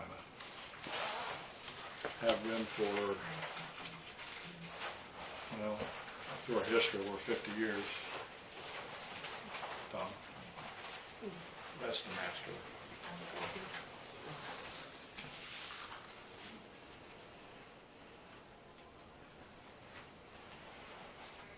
Sorry, I just shoved that all in my mouth. I don't like biting down on those things. It leaves a film on your teeth. But I realized how bad that looked right in front of everybody else. And that's sitting in the right. Apparently, Yeah. yeah, you're right. We'll wait for Mr. Apparently I have a Turner. small mouth, so when I do that, it fills my cheeks. So. I think I have a big mouth, but that's okay. Alexis, are you there? Here. We have now Mr. Dave Tangeman from FileSafe, about courthouse security camera issues. So should we let him proceed here? Do you have any questions? No, welcome. Welcome. Okay, thank you. There's a copy of the packet for each of you. I've given Don the kind of the master packet on this. Basically, this is a follow-on from a conversation we had about a year ago. Your existing analog video surveillance system here in the courthouse is, well, it's beyond end of life. Actually, end of life on the recorder and certain equipment was about 2 years ago. And the thinking is while it's working, that's fine. But here's the challenge. If something breaks tomorrow, we cannot fix it. The parts in the old analog world are simply unavailable, and what parts we do find are far more expensive than, I believe, reasonable. And the move is towards digital. Digital now dominates the video surveillance arena versus the old analog and that. So the proposal I provided, and I didn't think to send it digitally for Alexis, but anyway, it's for an upgrade to a digital, replacing all cameras and recorder and associated equipment. I mean, we have some options. We could continue to use your digital or your analog cameras and use a digitizer, but the reality is that in the years to come, as those cameras fail, we'll have to convert them to digital anyway. The trend is to move to digital. When you do it, move it all. Let's just do it all.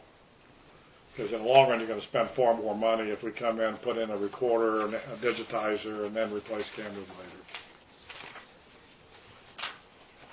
And basically, this is a one-for-one replacement of your existing cameras in the courthouse. And these are 4-megapixel cameras, which are 5 times the resolution of your current analog. Now, when is this recorded then? I see. It's recorded on, storage. right, it's a digital recorder. On like the regular files, like on the software files that you would bring back up. You could Right, you can record it, and also on the internet. Would it be on the internet? We can make it available on the internet. It does take some work with your IT provider, whoever handles your firewall. Mm-hmm. We would have to work with them, but yes, you can extend this Not outside that we of would need that necessarily if it's local. You're just talking to courthouse, you're right. Just in the courthouse, Yeah. we can make it available to whoever you tell us to make it available to. We can install a client software, and/or we can make a web browser access available to them. Which is what the sheriff's office currently has, right? Right now, the sheriff's office has access to the system, so yes, we would actually have to set that up. I forgot, but that's how they monitor your cameras here in the courthouse, is via a link over the internet from your system to their system, so they can again monitor. So if a panic alarm is activated, they're able to see what's going on in the courthouse before they send an officer, or as they send an officer over. And this bid you have would include that for the We would include setting that up to the for the sheriff's office. Yes. So if something happened here, they could monitor. Right, we would reset up. It would require new software at the sheriff's office, but yes, we would include that in this It project. also includes like alarm systems for every office in here. Well, that's separate and apart from this. The panic alarm and the panic video alarm are is- two separate system. Could you provide that too? We did. You have a panic You alarm. did that before, okay. Right. So like Don's office has something like that, and then Right.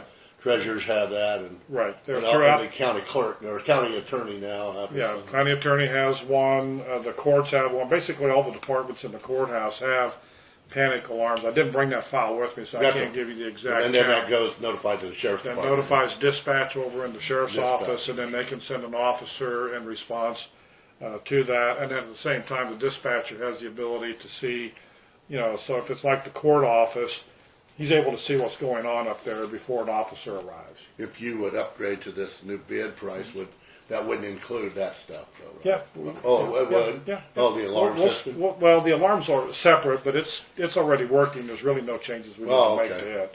That wouldn't be extra expense. No, it's already in place. Okay. Other than any routine maintenance, eventually we'll need to replace some batteries.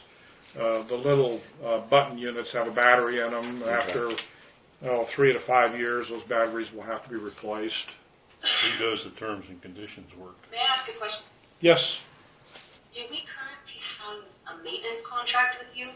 No, we do not have a maintenance contract on either the alarm or the video system.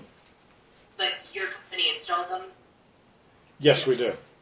Okay. The video was done in 2009, so that system is at 10 years of 10 age. years ago. Yeah. This current bid, Alexis, is $11,948 for, And that's, And I snapped you a picture of it if you want to look at your text oh, message. thank you. Yeah. And that is just the upfront purchase. Is there a maintenance agreement? There's one available. We will offer it to you once the installation is completed. Okay. I frankly don't have that price because it's all based on what the final installed configuration is. is that like a yearly? It's an annual maintenance yes, agreement? Yeah. And it covers all labor, travel, training, etc. The only thing we don't cover is the actual cameras. The recorder's covered, the cameras are not, but they're under warranty for the first 3 years anyway. Okay. Is this expandable that if somebody wanted to add an additional? Yes, we camera? can add additional cameras. Right now I have it licensed for 16 cameras and currently you have 10. So we would be able to add 6 more cameras without further licensing requirements. Okay, so you have 16 built into the installation Right. price. Right. And then you have additional options on the proposal on the back Right. if we want to add. Right. Okay. So for example, if you want to add a camera here in the commission room, then what you would do is add the, I believe, $425 for the dome style camera to the system. You can add up to 6 additional cameras without additional licensing requirements. Do you have the option to do any filming capabilities for recording that could be detached from the unit? As far as in one particular, like if you were to put a camera in the commission room, could there be a recording station? Yes. Just that. We can program in the software by camera. We could send the video from the commission meeting to another storage location, but keep in mind that in the surveillance world, we're not designed for live monitoring. We're more for documentation and archiving of video. I guess I just meant, is there some sort of capacity to tie into just that one camera? Because we only use the commission room basically once a week. We wouldn't really need constant surveillance. Well, I mean, I guess if it's all on, they're all on, Yeah. so it doesn't matter. But well, actually, I should step back. If we're talking about a particular camera, it does support multiple streams. We could set it up so that it would be accessible via the H.264 protocol for video. It would take I'd have to sit down and look at some particulars, but I don't see any reason why we shouldn't be able to stream video out to other sources. Mona, you got a question? Yeah, I would be cautious about that though, because when you go into executive session, how are you going to turn the camera off? Because that video would probably still be considered public. Yeah. yeah, good point. I was just wondering Yeah. about that because I had researched about some recording devices, and it seems like a lot of what's out there on the market is just for live streaming, and it doesn't necessarily have a detachable storage space such as a chip or anything like that. So Yeah, the other challenge you run We're being into. recorded now for, they Yeah. put this on.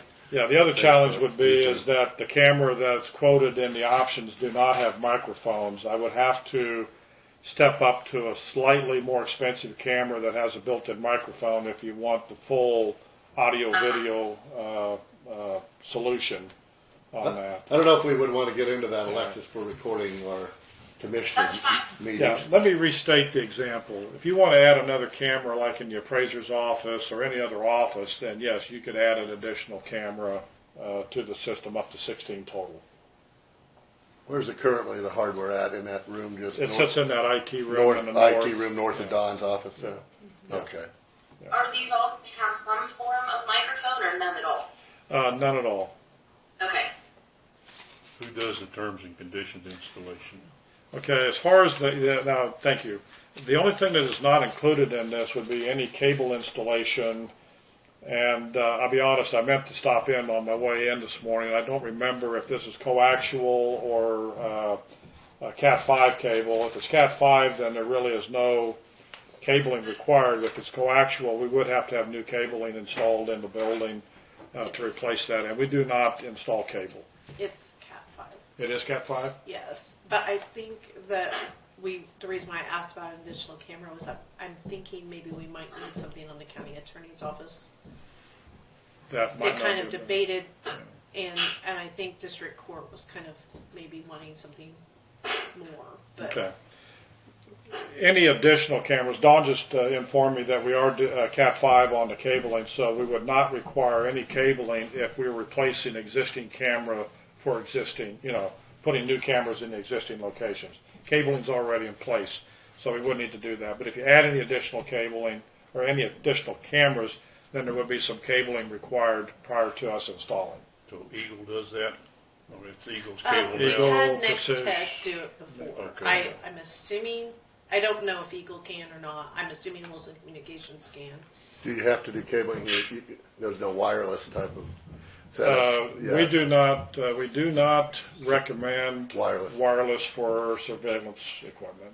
Because you could drop out or lose. Somebody puts a new wireless router over here and it It conflicts could with us. interfere with signal or something. Right. We kind of approach things from a set and forget. In other words, let's set it up so that it works.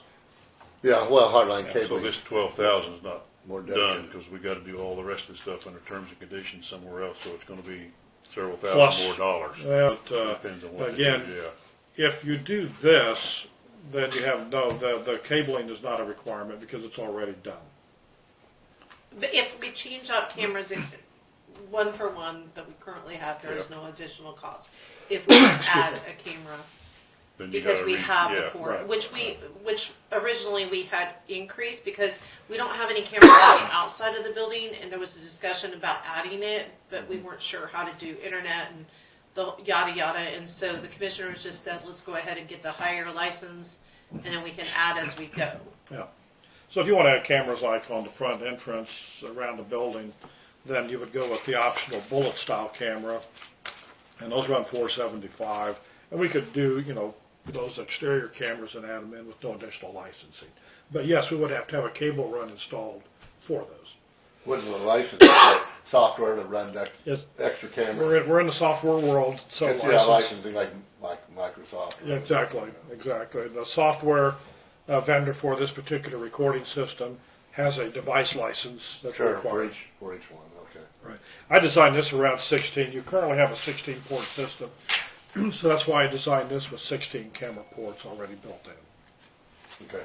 So you have the same options today that you do, on the new. My question is, how many monitor systems does this bid here include? Well, we can do quite a few, but we do include the installation of 2 client stations in the contract. But we can put it on every workstation in the courthouse. There would be some additional labor charge to do that. What does that mean on each workstation?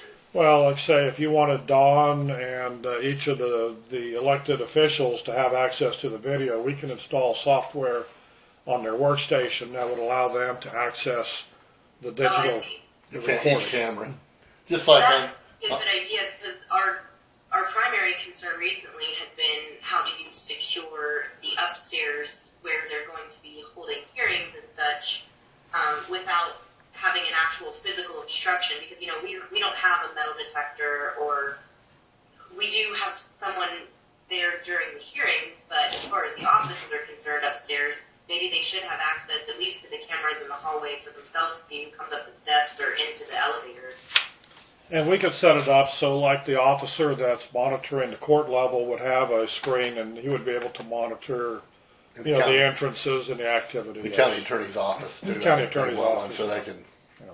see what's going on. Well, and I know district court had asked too, because she, you know, if it's after 4:30 and she hears somebody coming up the steps, she wants to be able to see who it is. Because her door is shut and she has that tinted window, so you can't, or obscured window, so you can't see out. Yeah. And there is a camera on the main level that has that stairwell in view. It would just be a configuration. There's also a web server built into the recorder, so we don't need to install client software. What they could do is just open a web browser and log into the browser function and bring that video across. Right, on the You internet. know, but it's live video only. It doesn't give them management access. But quite frankly, I don't think we want everybody to have management access to the system, because I want to keep control of the system, mainly through Dawn, so that it does exactly what the commission intends for it to do, without people changing things without her knowledge. So we like that central. Yeah, we need to limit access. Right, we need to limit So we- access. to maintain Yeah. control. Because somebody could click a camera off, and I mean, yeah, we're going to show the video, but if we're not recording it, you can't go back and look at it. Okay. So, I do think it'd be appropriate for the clerk to have that control, because that is the designated open records officer, Right. and I mean, there's a lot of Yeah.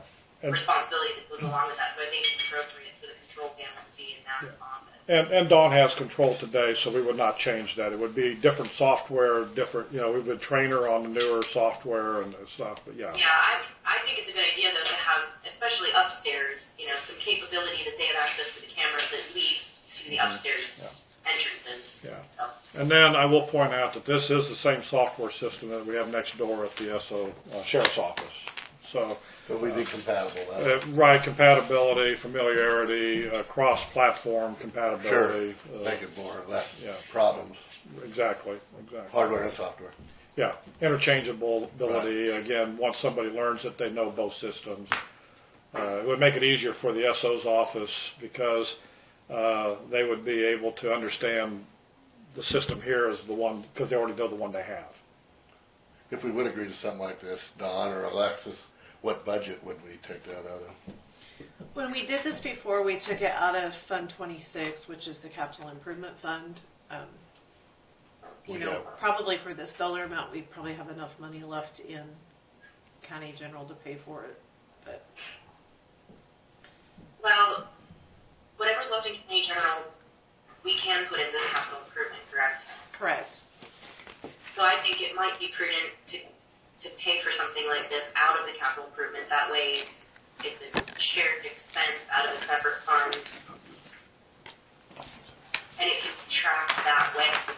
I do think the commission needs to do their due diligence and get a second bid. We can work with this proposal, of course, but I think we should definitely make sure we have a comparison. Okay, any other questions? Good for me. Okay, I thank you for your time this morning. Yes, sir, Dave. Thank you. Thank you so much.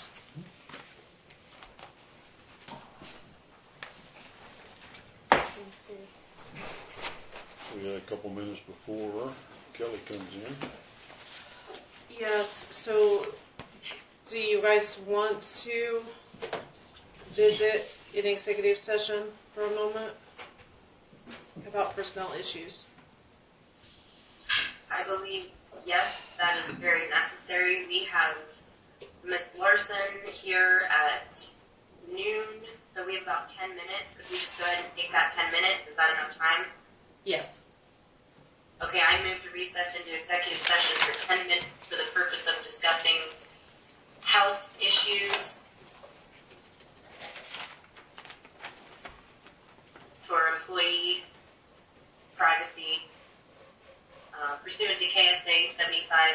2023-19-2B number 1, personnel matters of non-elected personnel, to reconvene in the commission room with acting HR clerk Don Harlow, the Board of County Commissioners.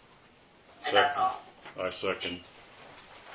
Don't sit down. It's been moved, seconded for a 10-minute executive session. Any further discussion? To reconvene in the courthouse room Yes. when concluded. Otherwise, that's all I got. Okay. Those in favor vote aye. Aye. Aye. Motion Because carries. he's not an employee anymore, even though he has the served notification. You can change your wallet's mind, but it's gonna cost a lot.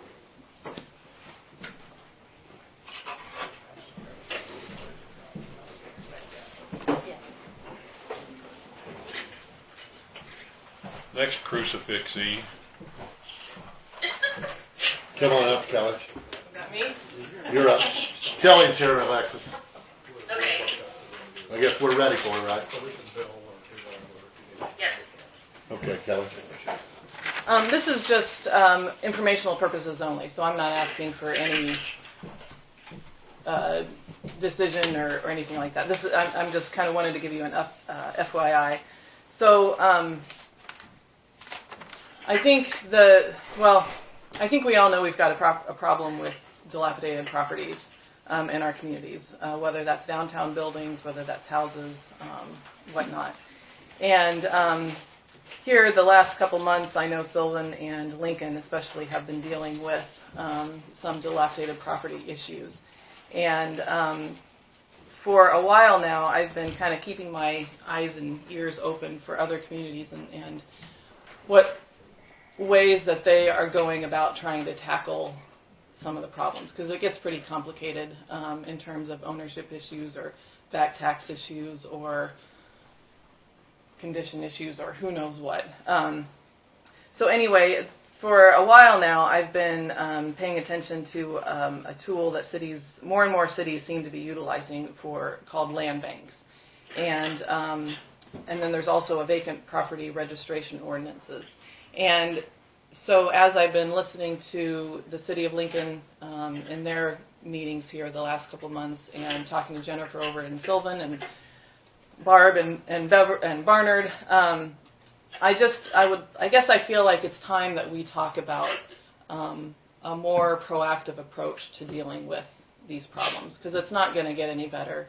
Some of these buildings are to the point where some are probably to the point that there is nothing more you can do with them. Others I feel like, are probably to the point that if we don't at least start doing something now, it's only going to get worse to a point where we're not, there's nothing going to be able to do with them later on either. So I am organizing a presentation, an informational presentation, next week on Wednesday, December 11th at 7 p.m. here in the Finch Theater. And have invited the Community Development Director in Lyons to present on land banks. What day and time again, please? It's Wednesday, next Wednesday, the 11th, at 7 p.m. Okay. And she's just going to talk about their land bank problem or program and how they're utilizing it to deal with some of their dilapidated properties.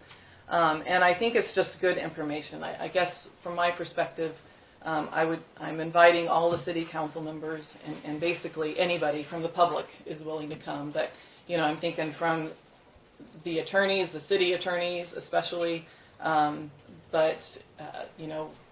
the county treasurer and appraiser to property owners who are adjacent to this, to all city staff. And I guess why I'm here as well as to invite you guys, just again as informational, to understand what some of these programs are, ask questions. There really is no easy way to deal with this stuff, but we have to try. And so I guess I just see this, especially the land bank, as a tool that we could potentially use. So I'm just trying to get as many people informed about it as possible. I'll probably be sending out an email hopefully later today. I've kind of sent out a few little blasts to some people beforehand as kind of, this is something I'm working on, so kind of get a little bit on your radar, but I guess today I just kind of wanted to come and personally invite you to the meeting if you're able to come, just to hear. Yeah. So we have this tax sale being prepared. Mm-hmm. Do you have a cumulative list of these properties that may be on that sale in particular? Yes, probably 6 months or so ago, I asked for the list, and I believe they are the ones that are going to be on the tax foreclosure sale. I don't believe that's been scheduled yet, is what I've heard. So I've kind of been paying attention to what's been going on there, and I don't really know how best all of this could dovetail together. I guess my point with the presentation is to have everybody come, listen to what this program is, ask a lot of questions, find information, and then each of the city councils can kind of go back to their meetings and say, is this something that we want to continue pursuing or not? Because there's a lot of work here, and there's a lot of complexity to it. But I kind of want to get as many people with a general knowledge as possible. And then however this moves forward, whether it works in collaboration with the tax foreclosure sale, or if maybe the timing isn't going to be quite right where it doesn't work this time around, but maybe in a year or two it might work better. I'm only asking that because it's my understanding that the county ends up being the property owner if that tax sale, I believe we can accept a minimum bid, and if that's not met, then we retain the ownership of the property, is my understanding. And I am not going to be claim to be an expert on it, but I don't think that's the case. What happens is whatever municipality, so it could be the city of Lincoln, it could be the city of Sylvan, it could be the county commission, creates a land bank authority. And that authority could be either that municipal body, or it can be another body that's designated as the land bank authority. And that then becomes the owner of the property. So if it is the county, then yes, it probably would be county property. Okay, I think referring specifically to the tax sale.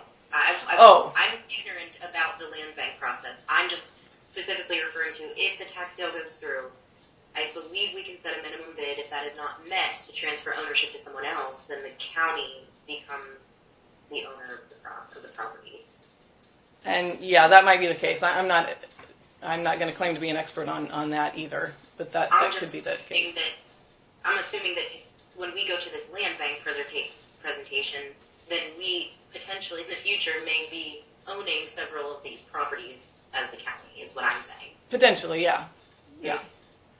But to me, the thing that I guess like the most about land banks is there's some special powers that come along with land banks, but to me it gives us local control of these properties.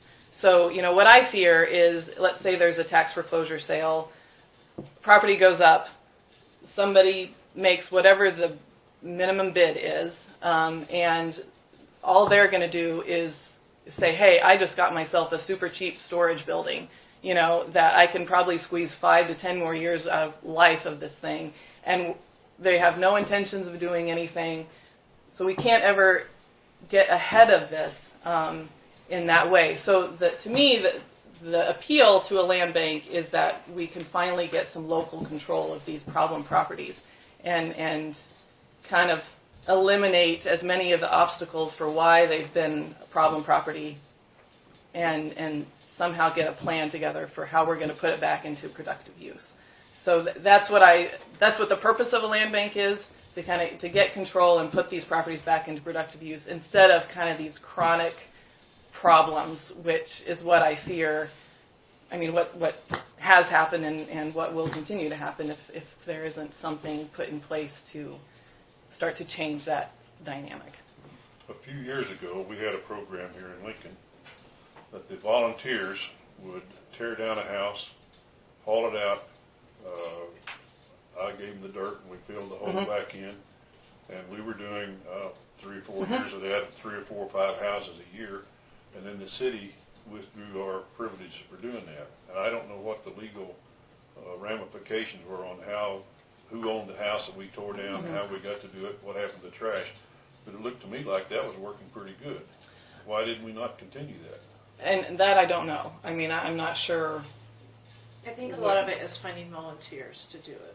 I think the volunteers, but I also think there were some property owners who, if I were to guess, they didn't want to relinquish control of the property, or they didn't want to do anything. Well, I understand, but there's plenty of them. I think, I remember Danny's number, there are 72 houses here in Lincoln that are dilapidated and not habitable right now. I would not be surprised So, by that. you know, if we took 4 or 5 a year, it might take a while, but at least we're knocking some down and getting rid of them until somebody else comes to the land bank plan or something Yeah. else.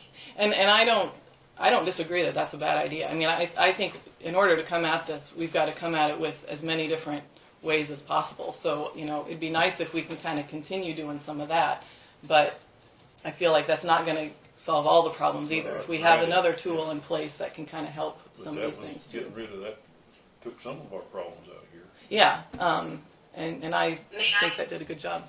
May I ask you to find something out for the commission then?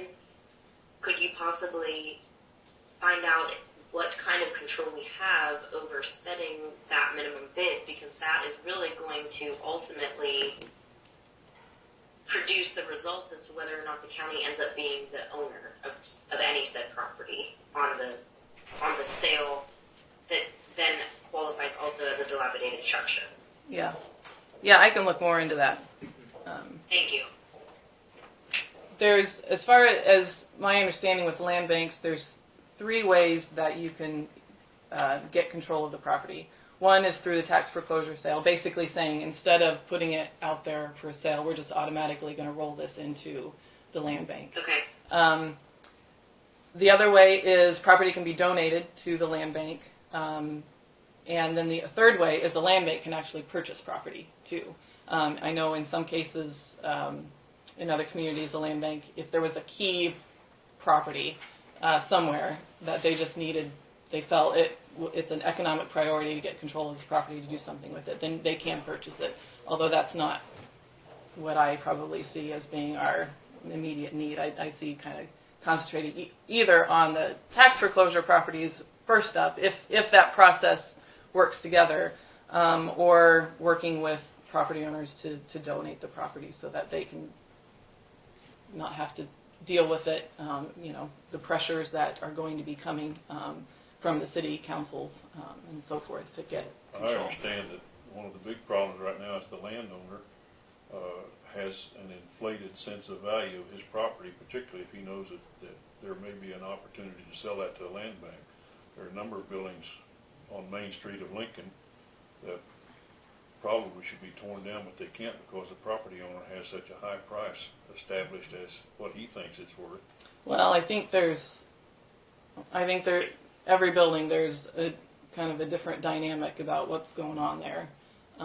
With the 3 here in Lincoln, I would say that one of them does have a very much inflated price. I've talked to him though that I would like to think he's beginning to see some reason, but I'm not going to swear on that. So another of the properties, the owner cannot be found. So there's an issue there. Okay. So. Well, I appreciate your information. I'll be at your meeting. Yeah, so that's all I just want to let you know about. Like I said, I'm going to be sending out an email through the economic, our email blast to try and get it out to the public. I'll put it on Facebook. So it is a public meeting. I guess I don't know if all of 3 or 2 of you are going to be there, if it needs to be a public notice for a meeting, because I want to make sure that Was this all in the pinch? Yes, at the pinch. Because I want to make sure that you guys have the ability to ask questions. That will be key to anything. The whole purpose of this is to ask questions collectively. Because the last thing I want to do is go around to every single board and, have the same conversation 4 different times. So Send a There's note to no Carly. trigger for a public meeting for the commission unless we're actually discussing county business okay, or conducting county business. So we could all attend and ask questions relative to the subject, and it doesn't necessarily trigger an open meeting for us. So I think we'll be fine. okay. I just want to bring If we that up would because I wasn't proceed sure. with some of this, would you need some action from the commission then to do something for you? Well, at this point, I kind of feel let's just have the meeting and let's just talk, and then I kind of feel like each council will have an idea of how they want to move forward or not. Like I said, this is a lot of work. It is complicated, so every council is going to need to be comfortable with whatever happens, and I guess I kind of feel like the county needs to be aware of it, and at some point a partner, whether it's because of the tax foreclosure sale or whatnot. So I The want to reason make I sure asked you for guys Carly is she was in charge of the Yes, stuff. yeah, and she yeah. know a lot of this stuff I don't know. Yeah. So that's all I kind of wanted to. Okay, thank you. Yeah, thank you. All Alexis, Thank you. you have any questions, Alexis? No, thank you. right, have a good one. Thank you. Gordon Krueger? Ready? Are we ready? Alexis, for Gordon? Are you? Yes. Okay. Gotta get Dawn back here. Yeah.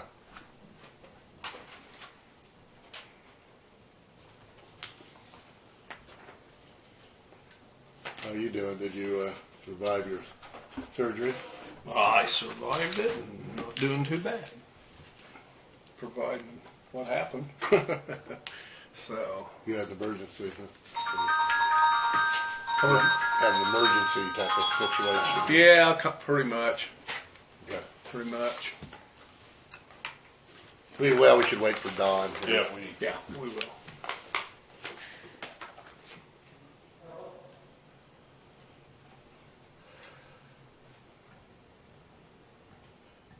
But no, survived the surgery well. Okay. Everything went good. Just a matter of healing up now, so.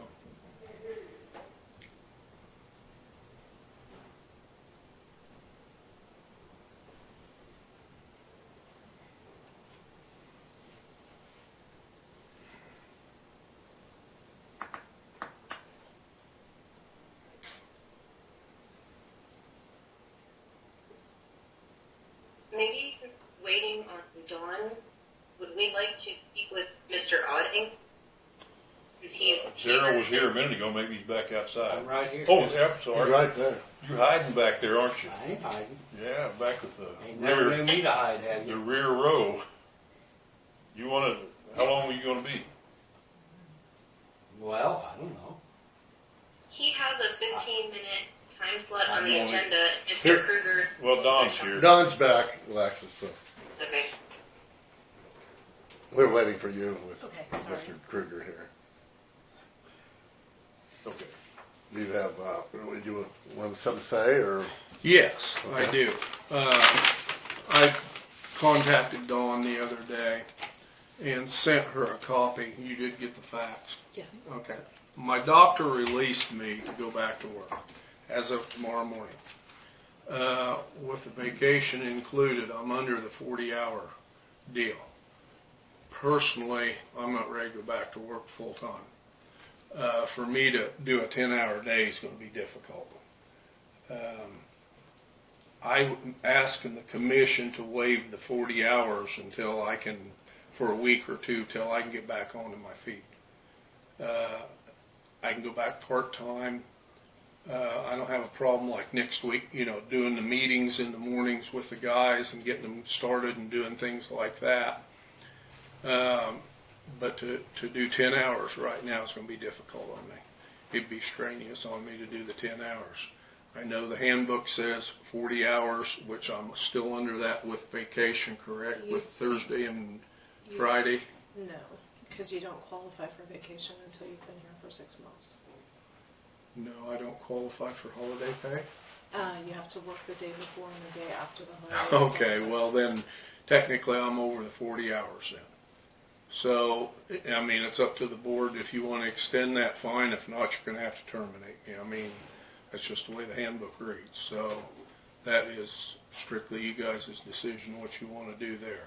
My doctor did release me. However, I don't feel I can go back 10-hour days right now. So if I may interject, we spoke with our insurance company counsel, and it's suggested that we do a termination with eligibility to rehire. Okay. That way, there are no exceptions, and it sticks to the policy that we have, but it leaves everything completely open to you to make your decision that you want your job or not at this time. That way, we don't have to try to circumvent any of the 40-hour issues or the holiday pay, etc. Okay. That's up to you guys. That's you guys' decision. That's why I'm here. So, that if you decide to terminate, whatever, you just gotta let me know. It's gotta be one way or the other, so. Well, I think that's what the handbook is there, and it's pretty clear, and I think we don't have a lot of The choice. problem is Okay. we're past the point of termination at this time. If we were having this discussion, it should have been last week, because we actually have already expired our time. So all we have to do is tell you that you are re-eligible for hire. Or excuse me, eligible for rehire. Yeah, you need to reapply for that position. Okay. When it comes open. Yeah. And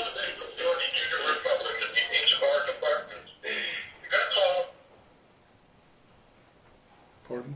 I don't know what that was. You got some back talk, Alexis? I think she shut it off, whatever it was. Okay, the county vehicle's sitting in my yard. I will put all my stuff in it and the keys will be in it. Somebody will have to come get it. Okay, we can do that quick enough. I can have it ready. You got somebody, I'm going out that way. Yeah, I gotta go out there, but I got a call and stuff out earlier about something on 120 over there, so Yeah, we'll do that. Okay. I gotta run that way anyways. Just to let you guys know, I've had numerous complaints while I was in the hospital and since I've been home. So, being as I'm not an employee, I'm not gonna bring them up, but I'm gonna just leave them go. But a lot of citizens have called and complained about stuff, so. Okay. Okay, thank you. All right, thank you very much. Thank you.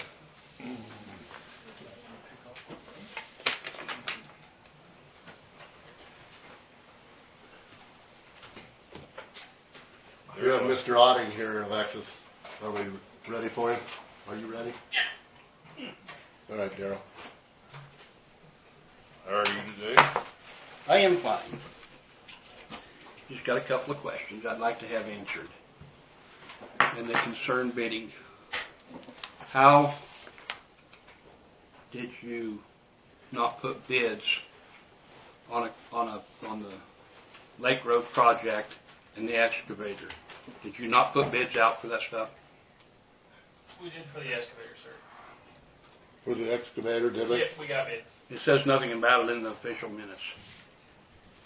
Yeah, we had come to the commission with bids for new equipment and then used equipment that we had found as well. Well, I remember we talking because they had a price for a new one, like 200 some thousand. You brought one, didn't Yeah, you? it was 216, Right, you- 740. Yeah, we had it. Brendan brought them here. Now, maybe they were they were. formal bids? When you get into that amount of money, you're supposed to have formal bids. Yes, they were a spec bid with all Okay. items we needed. Okay. And I've got all. He has it. You have the documentation, right? If Yes, from Mr. Oetting would like to review it. Takamatsu, Volvo, John Deere was not willing to submit a bid. So they spec'd out new machines, return leases, and then used machines if they had something that was comparable. Right, I remember we talked about it. Now maybe we haven't. Why, I would ask that maybe in the future, And he has the documentation. something like that, maybe just put a little bit more in the minutes about what the bids were. Because, out here, we have no idea where our tax money is being spent. We have no idea. You just bring up something and says, well, this is where it's at. Okay, but then you question it, or I do, when you're talking about money that, because beforehand there was not going to be an excavator bought. And how about out of the lake on the dirt work? Was there ever a bid on it besides just McKinney?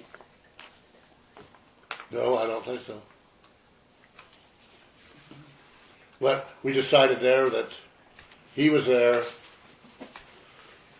We wanted to, we talked, we could go an very expensive route. with pilings and so forth. They would try to go the less expensive route. And there was a concern that this be attended to before winter because of weather.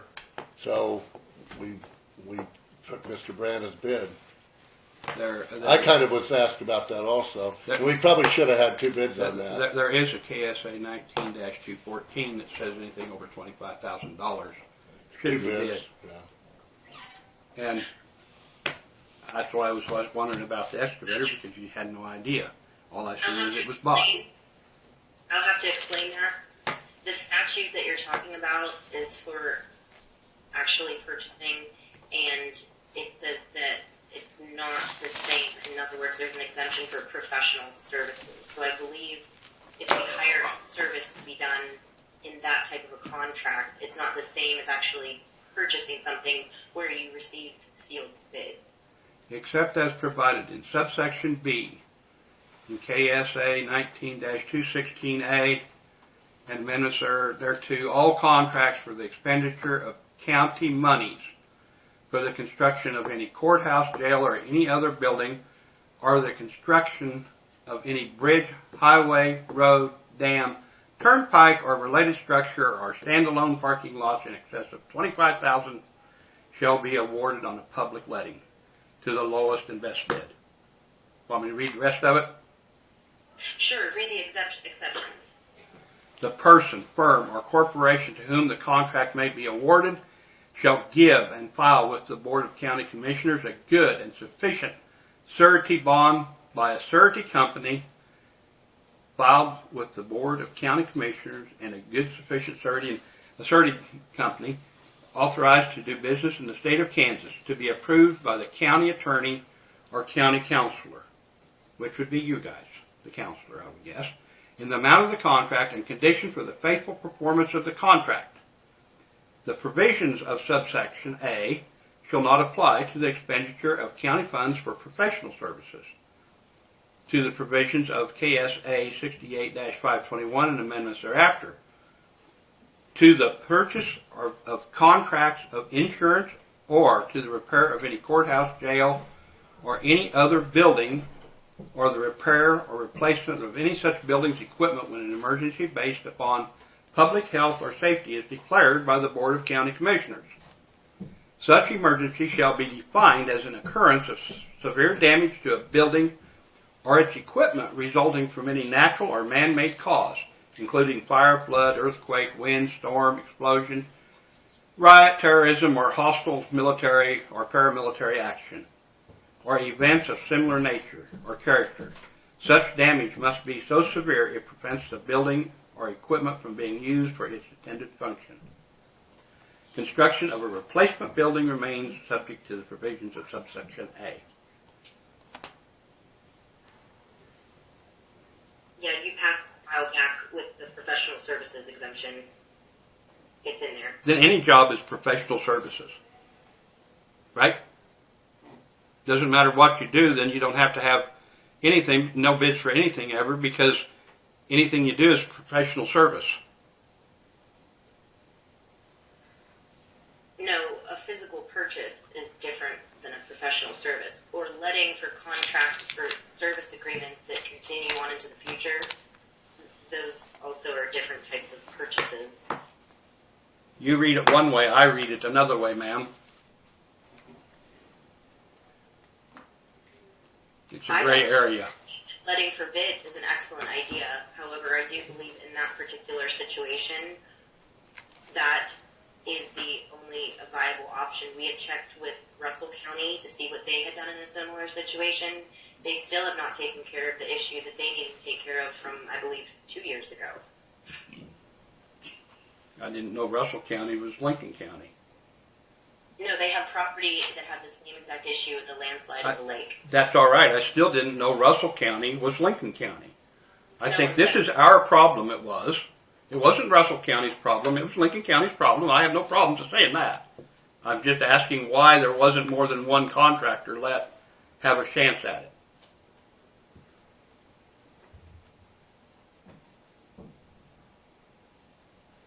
Well, I believe that we discussed doing it ourselves, and we decided that the time frame would not work with everything that we had going on. So we looked at doing it in-house or hiring it out.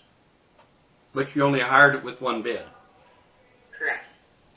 and it's over $25,000. The original bid was $86,000 and something, and Kenny brought it in at $55,000, so he done a good job. I'm not bitching about that, but I would request that when you do things like this, either you get the bids or you don't. You can't do it one way, one time, and another way, another time. If it was less than what he originally turned in, it was a quote, not a bid. If it was a bid, we would have paid the $86,000. It says here, Just there's a difference in language between a quote and a bid. So if the fact that it's less, it was probably a quote he gave us and not an actual bid. But I won't argue about Yeah, that. I don't know. I won't argue about that, Mr. Brendan. But the what I am saying is there was only one bid left, or one chance for a bid left, and I'm not so sure that that's the proper way for it to go.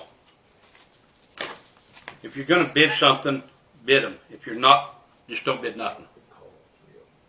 Okay, the best we can do is answer your concern by saying, we note your concern. Well, I got a question from you two. Do you think it's wrong that a taxpayer requests that things are bid when it comes to that amount? No, we should have, I think. Yep. Because, and I only have one more thing to say. With everything that goes around, how do you carry on an executive session on a telephone that's got public airways? Listen to the U.S. government, how much stuff has been coming back and forth of people listening to stuff that is none of their business, but it's there. It's hard to make executive session if you're Government listens to your phone every day anyway. so they're listening to this one, they listen to that there. But I'm not so sure it's right. Okay, we Thanks, got Darrell. the noted on his two concerns, right?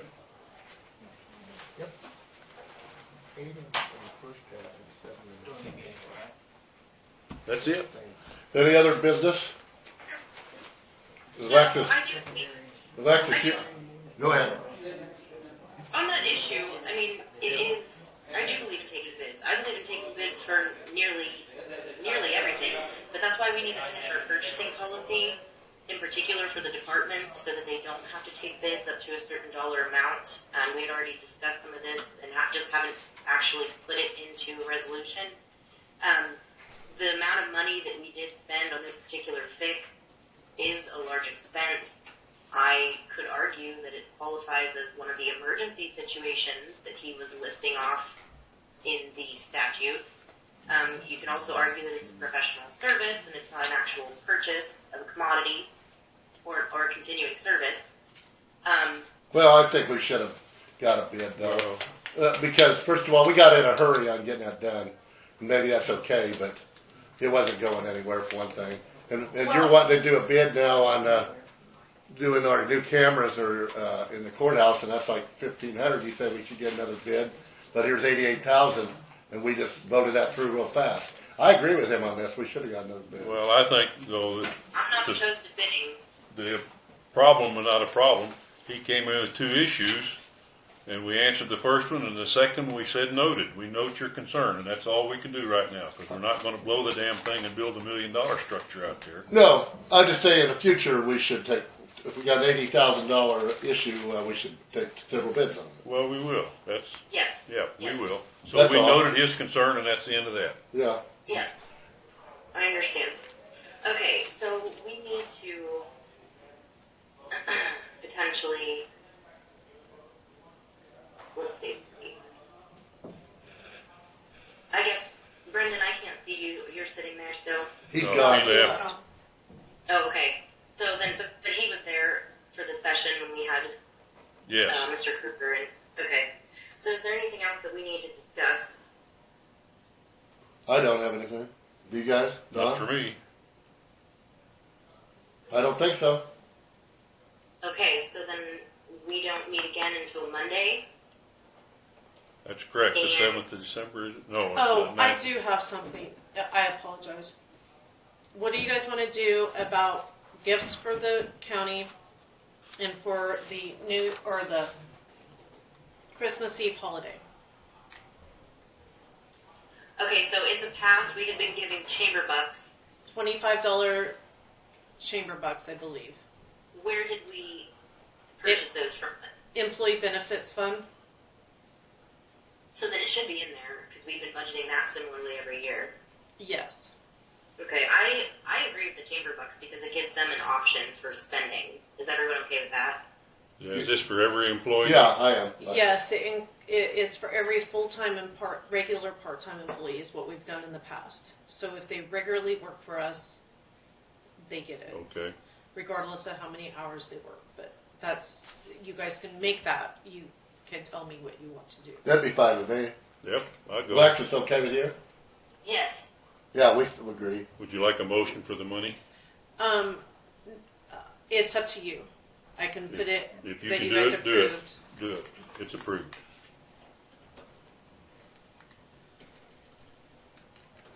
And you want to know about New Year's Eve, Christmas Eve, I mean? Yes. So in past, sometimes they've given us the entire day, sometimes they've just given us 4 hours, sometimes they've given us 2 hours, and sometimes they've given us nothing.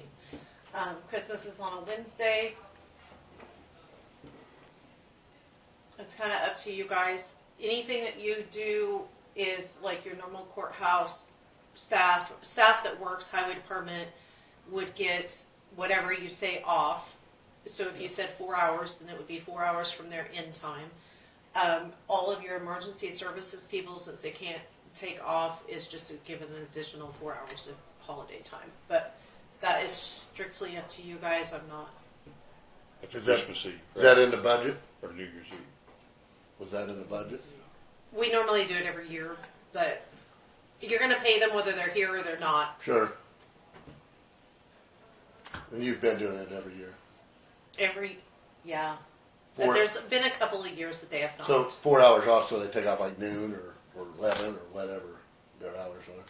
What do you think, Alexis? That fine with you? Well, I've always had an issue with this because it gets very far into the weeds with each department. And now the county highway department only has a 4-day work week anyhow.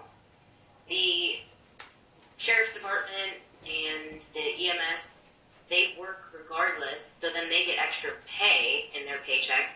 The office personnel just get to leave at lunchtime. And I'm not sure how to make that all equitable. Normally what has been done in the past is that the motion is for however many hours and then whatever that ending time. So if we say 4:30, then we work till 12. We would close the courthouse because our normal lunch hours are a half an hour.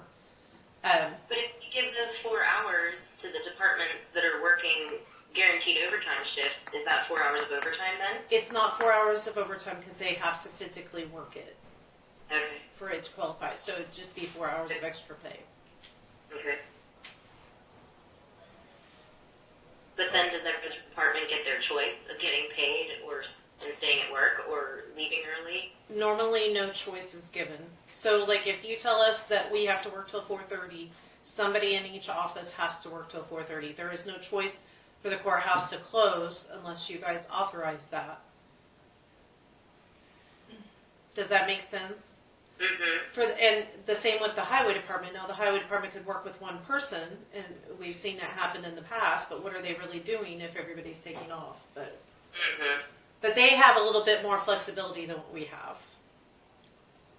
Well, one thing about the courthouse would be if everybody left like at noon, some of the public may want to still come here and do business at 2 in the afternoon, and then they'd be upset that the courthouse is closed early. Not if they know about it. I mean, we don't want to get the criticism that we're taking off early. That's okay. Leanne had a telephone call on Thursday at 9 a.m. wanting to know why we didn't have our hours published on our phone system. Well, why would you call on Thanksgiving Day? Thanksgiving. But some people are always going to have an issue. I support the 4 hours. And then we close like 4 hours for everybody, and they all handle it differently based on their department. Like, some get overtimes. They're not overtime, but like we have the highway department's different than the EMS. Same procedure we've used before. That's fine with me too. Alexis, is that all right with you? I actually have never heard any complaints from any particular department about how it's done. I mean, if we close the courthouse, basically we're just talking about closing the courthouse early on Yeah, that, Christmas Eve, Right, and then Chris- everybody else, and the sheriff's department and the EMS getting extra pay. right, obviously they're working. Well, and the health department would be closed. Health department at noon also. Yeah. Should Now, do how you does publish that- that in the paper? Yes, normally, and that's the reason why I'm asking is because we'll need to publish it. If Well, we're- definitely. So, and the sign on the front saying closed at noon. How does that work in the departments where if they don't work the day before and after the holiday, how are they getting their holiday pay if they're on shifts like that? Or are they listed as an exemption? They just automatically get them because, I think it's because they're shift workers. We've never made an issue of it, I guess. I think most of them do. It'd only be those that are on their days scheduled for their days off. But I mean, I hate to single out one source here, but I guess if you're only working Sunday and Monday, and then you have the rest of the week off anyhow, to get extra pay when you're not really scheduled to work the day that everybody else gets off is really a bonus in addition to what everyone else is. yes. So the It is. emergency services people actually get the extra time. Right, which they're not scheduled to work, is what I'm saying. It's not as if they're getting paid for a time. Only 2 people would be on for that particular day. Correct. Only people that are there on that day should get that extra pay, in my opinion. If whoever the crew is that's scheduled for Christmas Eve, they should get the extra pay, not everyone in that department, because none of them are going to be working it anyhow. I'm a little confused about that. Well, we've never, some counties do, they don't have holiday time, and if you work it, you get paid double time. I used to work, private employers do that, but Yeah, I almost feel that whoever's on shift that day should get the extra pay, not the entire department get the extra pay. Then the county's paying for everybody to get money when really only 2 people are having to work their Christmas Eve or Christmas Day. Do they get extra pay on Christmas Day, or is it just part of their regular schedule? they get paid, yes. So basically, all of the emergency services, their holiday occurs on the holiday. So if Christmas lands today, they get paid 12 hours whether they're scheduled to work or not. So the people that are working, in essence, get double time for part of their shift. The people that aren't working are just getting 12 hours of extra pay. Now, I guess you could force them to use it during the week and then you're not paying it on top of, but then you're paying somebody to come in and work for them. Right. I don't know what's fair and what's not fair. I'm a little peeved at the 12 hours of holiday time, and I'll probably have every emergency worker down my throat. But I just don't think that's fair for those of us that get 80 hours versus 140 or 120 hours. That's 40 hours more a year that you're paying them out in holiday time. Right. But maybe they deserve it because they're working long shifts. I don't know. Well, if they had a reduced pay for their sleep time, I could argue that, but they get full-time pay for sleep time. So, I don't know what the numbers would add up to if you did that math, but it just confuses me as to why everybody gets their extra pay for that week when they're not even scheduled on that day. I think the people who have to work that particular day should, in the example of Christmas Eve or New Year's Eve, not necessarily the holiday day. But if we're going to do special exemptions for the day before, why should everyone get to reap the benefit when they're not even scheduled to work anyhow? Right. I can tell you when I first started here, we did not give anything for part-time employees because I didn't qualify for anything. Because I started part-time in October and went full-time in July. Conveniently after the birth of my son. But during that first year that I worked here, I did AP and somebody else did payroll. But I want to say at that given point in time, the Christmas Eve holiday, which was an extra holiday pay, they did not pay anybody except for those people that were working. And it caused a big stink with emergency services people because they felt like they were getting shafted.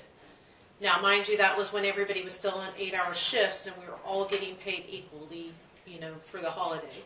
So they felt like they were losing something out. So, you know, I want to say maybe the third year I worked here, the commissioners fixed that. And then I think one of the years they just took it away. They thought if everybody's going to complain about it, we just won't offer it. Yeah, I mean, I would like to address the fact that we gave 50 cents across the board to everyone because we were so concerned about not differentiating, but now, and we can, you know, go back and forth about multiple issues, but now we differentiate because we're actually paying people to not go to work on the day they're not scheduled. And then we're going to let everybody else who is scheduled just go home early. They don't get any extra pay. Yeah. Can I ask a question? If we got everybody to agree to take their leave time, would you guys be willing to close the courthouse if they use their leave time for half a day? I think that's more appropriate because you have to have it done by December 25th anyhow. How about I ask that with county employees, or you guys just say that that's okay if we can get 100% guarantee? You're always going to have some employee that's going to say, I don't have any leave time. You mean for the New Year's Eve, Christmas Eve day, the whole day off? No, just a half a day. Oh, take leave time. But is there anyone that actually has no leave time, or they're just cutting into their 80-hour rollover? Here in the courthouse, there isn't anybody. Highway department, there are employees that don't have leave time. Okay. Let's just say this. There are employees that only carry over the 12 hours that they accrue on the 26th of each month. Uh-huh. Uh-huh. Now, I don't... Well, then... I can't tell you how many... They can determine that, you know, if the department needs them to work, then they work, and then they have it open with that particular person who doesn't have any leave time. They can man the phones or something, but I would agree to that. Let's say that you can close your department if everyone's willing to take their leave time at noon on Christmas Eve. Okay. So how about this? I will ask each of the department heads to see if all of their employees would be on board. That's like the health department, clerk's office, highway department. And then I will get back with you guys on Monday, and that should still get us time to advertise. That also means that whoever's working their shift in our emergency services gets 4 hours of pay that day.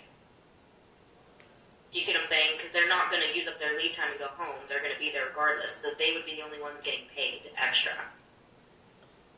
I wouldn't see why they would get paid any extra if we're all using our leave time. Okay, because they have their Christmas. Okay, yeah, they have their Christmas pay. How That does it week. work Okay, with the I see. sheriff's deputies on that?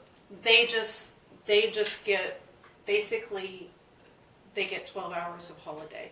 Now, if any of them work on a Friday, if a holiday lands on a Friday, so for example, the day after Thanksgiving landed on a Friday, the dispatchers only receive 8 hours because that's what their normal scheduled shift is. Okay.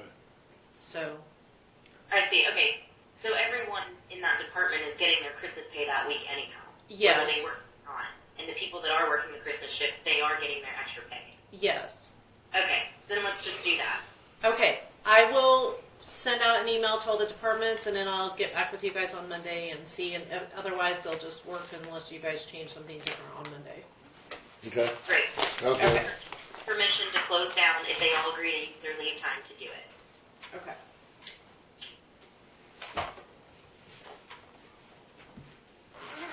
Anything else? I move we adjourn and go help Randy move cows. Yeah, let's Okay, help. Come next over and help. Monday. What, Alexis? Until next Monday, then. Okay. Okay, thank you. See ya. I don't want to move cows today. I'm going to work all weekend.